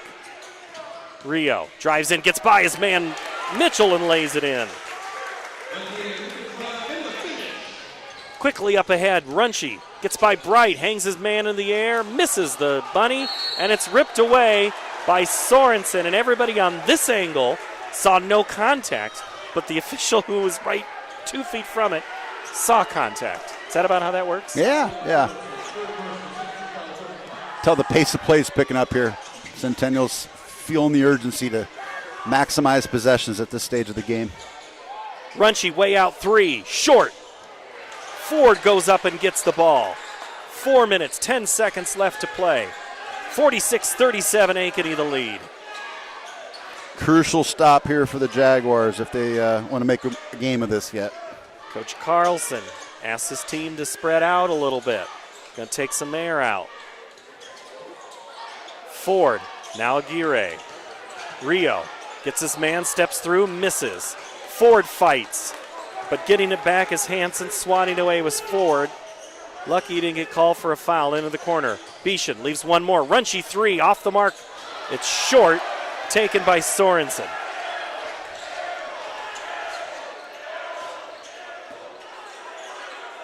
And again, Coach Carlson asks them to spread it out. Smart choice by the Hawks. They got a veteran team here that knows how to win and needs to win in the biggest way here tonight. Ankeny's only won once in 2026, and that was a game against Prairie a couple of Saturdays ago. Bright drives baseline quickly, finds Aguirre. 3 at the shot clock, goes long, rebound comes out to Beeshan. Under 3 minutes to play. Before Hunter Runchie can go anywhere, his head coach calls a timeout at the 2:52 mark here in the contest. Ankeny 46, Centennial 37. Coming up for Centennial, they'll play Northwest on Friday night. That's number 2 Northwest. Then at DCG, home with Urbandale, and at Dowling, and then home or at Valley to close out the month of January. Ankeny, they will play Valley on Friday night, then Waukee, Johnston, and then Linmar. Linmar's had some big wins and also some head-scratching losses this year. Yeah, and Johnston's starting to play good now. I believe they've got the one kid back that's playing pretty well now after kind of a lackluster start to the season. So you always like a good return in January, right? Kind of helps you out, gives you that confidence boost. Centennial with the ball out of the timeout, 27 seconds on the shot clock. By no means are they out of it, only 9. Calling up a play here. Casper Bauer gets by Ford, leans in a little bit, puts it in with the left hand and scores. Keaton's first basket of the game. He's had to earn it, and Ankeny's done a great job of forcing him to earn it, and probably been a big difference in the game up until this point. Ford pulls it out from the top of the key, now back up to the logo. Coach Carlson wants a few seconds milked off the clock. One thing you do risk, though, is taking your team out of rhythm at this point. bullet pass underneath. Wow. Oh, wow. Great Drew court vision. Sorensen. Great court vision by Rio Aguirre. Huge assist from Aguirre. Runchi at the 2-minute mark of this contest. 9-point advantage for the Hawks. Mitchell backs down, kicks it back out. Bishan, 3, good! It's a big one. 8 points now for Colby, and a timeout on the court. 1:50 to play in this contest. 6-point advantage for Ankeny. You're on the Ankeny Activities Network, which is built by the Daniel Seifert Real Estate Team on the Carl Chevrolet family of networks. My real estate team knows that sports and extracurricular activities contribute to a well-rounded education. As an Ankeny mom, I have seen how important they are for success in school and beyond. I've been helping families here for over 20 years as a realtor, and I know that our schools and community activities are second to none. That's why people love to call Ankeny home, and that's why I am a supporter. If I can help you or anyone you know find the perfect home in Ankeny or the Metro, let's talk. And now it's time to cheer on our kids.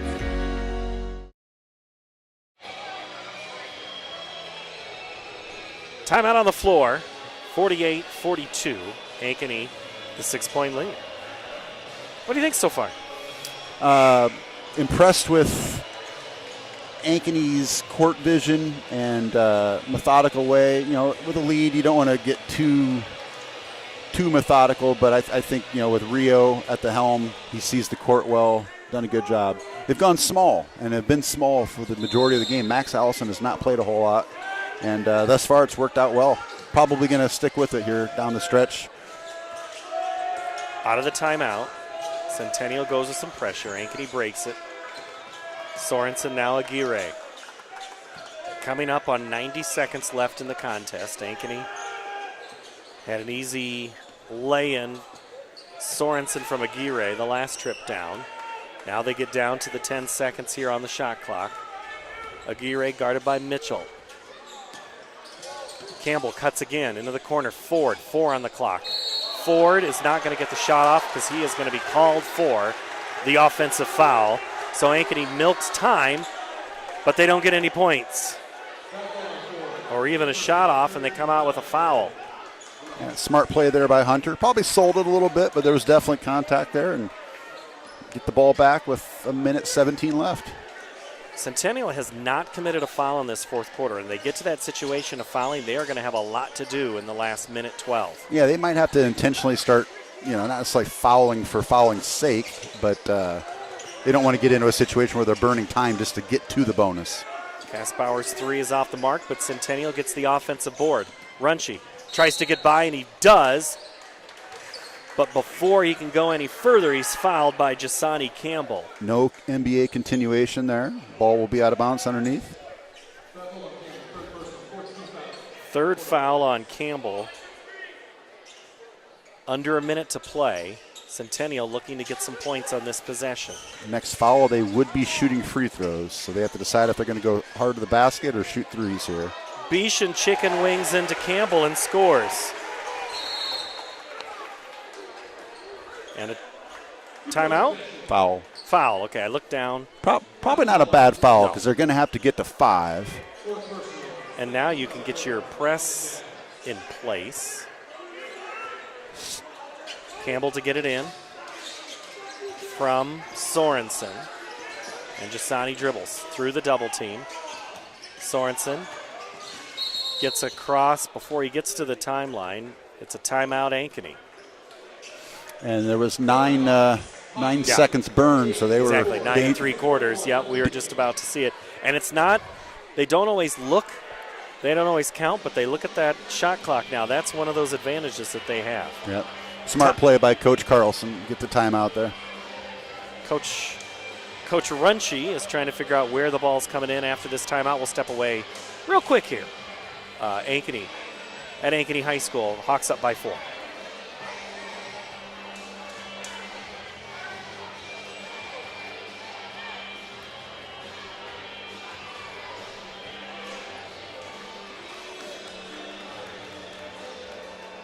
I still think they haven't solved exactly where the ball is because Ankeny did not clear it from midcourt. Correct. Should be over there by the Nike swoosh. If I was the official.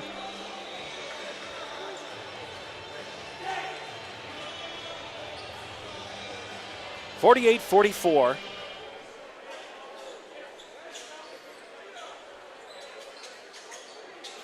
Ankeny lines up, 5 in a line. They get it into Aguirre, and he's quickly fouled. And the official says, hey, I know what you're doing, but you don't have to hit him that way. Yeah, that's not going to be the last time the whistle blows here. And that will shut off the shot clock. And Ankeny actually goes backwards 10 feet. Now they're right in front of Coach Runche on the bench. They get it into Campbell. Now it's Ford. I think if you're Centennial, foul him. And Beeson does. That probably would have been a spot where you could trap and at least try to get the steal as opposed to being deliberately fouling, but. Timeout. No foul. That was a timeout. All right. I don't know who called it. And now they decide where to put the ball, and they'll put it now this time closer to the Ankeny bench. So, again, now only 2 fouls. You still have 2 more to give before you can stop the clock and shoot free throws. So it's that you played great defense. Oh, by the way, now you're in trouble under a minute to play. Well, absolutely. And if I were Coach Delger, I would still encourage the guys to go for the steal. But if you foul or run the guy over in the meantime, it's not the end of the world because you're eventually going to need to foul and get these guys to the free throw line. So now Ankeny will inbound it. It looks like they're going to run almost the same play, at least the same formation. 5 in a line. And they get it into Aguirre, and Aguirre is fouled. This time I know that's a foul on Beeson. Ankeny still has 3 timeouts. Centennial down to 1. The clock is now down to 30 seconds, and we can just play this for a little bit while longer. And since Aguirre took the ball on the backcourt, and now Campbell is tied up by Casper Bauer for the foul. So now the art to this is trying to keep the ball out of Jasani Campbell and Rio Aguirre's hands. Easier said than done, though. They get it into Campbell. Campbell is fouled. And I think Coach Delger thought maybe Campbell threw a little bit of an elbow trying to clear himself to get him space. But doesn't matter. It's called, and it'll be on Keaton Casper Bauer. And that'll put Jasani Campbell at the line. Campbell tonight, 13 points. He's been the reliable other guy in this lineup. And hits the first one. Big one for Jasani.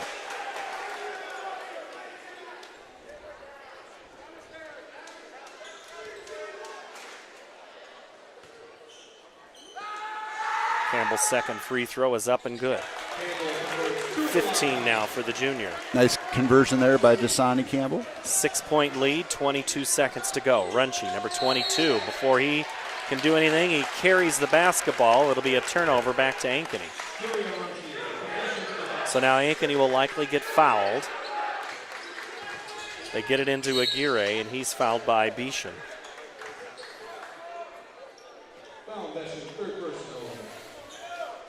And if the Hawks are able to hold on here, a well-deserved victory for them, a much-needed victory at this stage of the season. So kudos to them. It certainly wasn't pretty at all points in time, but they have done what they needed to earn a 6-point lead with an opportunity to stretch it further.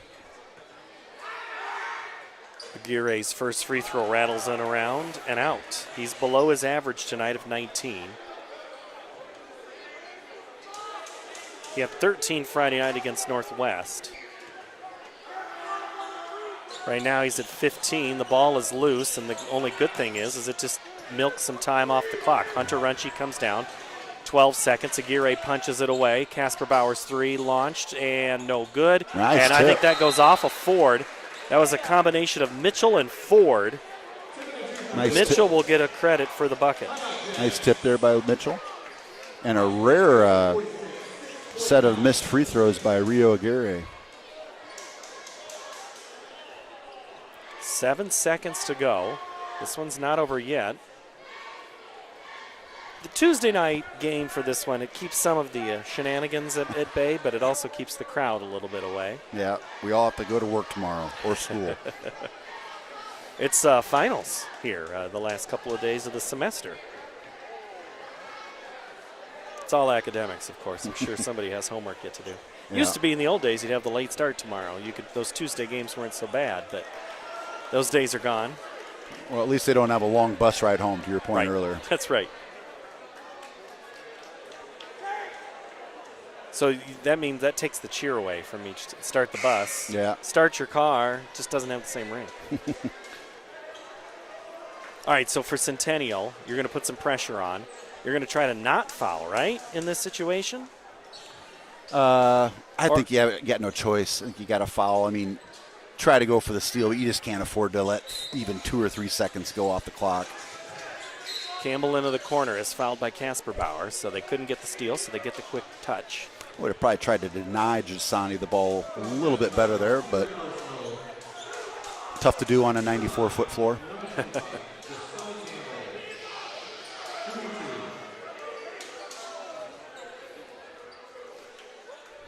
So Giussani Campbell at the line will have a pair.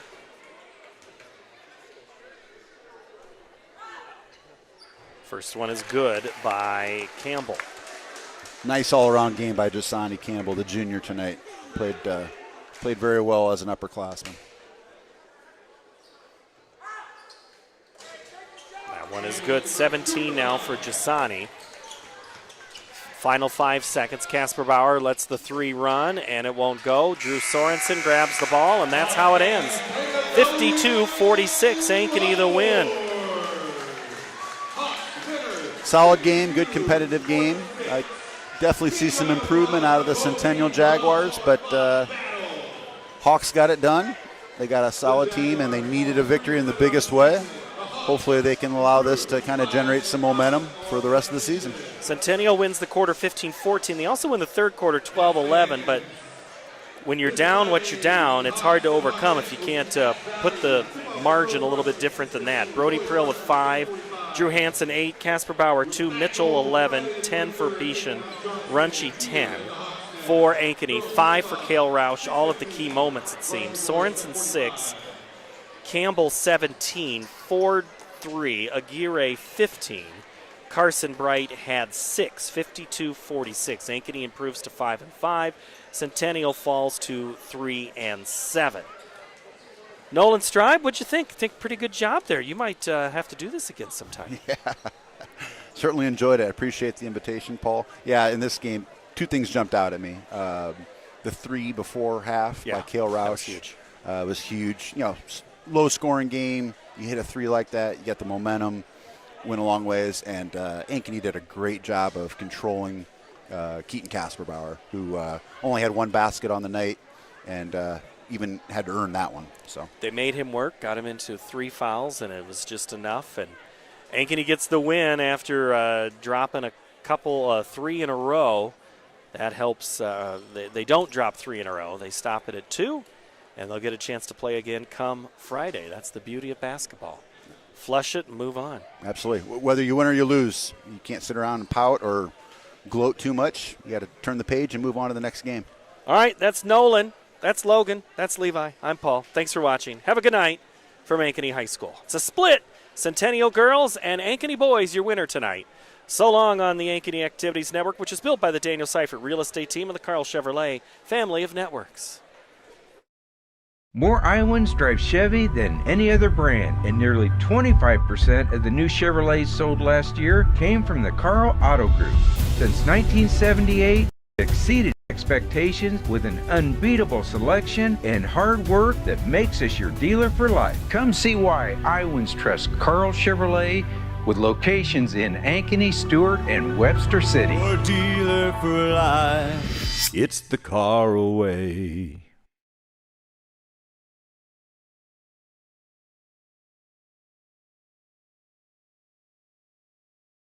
My real estate team knows that sports and extracurricular activities contribute to a well-rounded education. As an Ankeny mom, I have seen how important they are for success in school and beyond. I've been helping families here for over 20 years as a realtor, and I know that our schools and community activities are second to none. That's why people love to call Ankeny home, and that's why I am a supporter. If I can help you or anyone you know find the perfect home in Ankeny or the Metro, let's talk. And now it's time to cheer on our kids.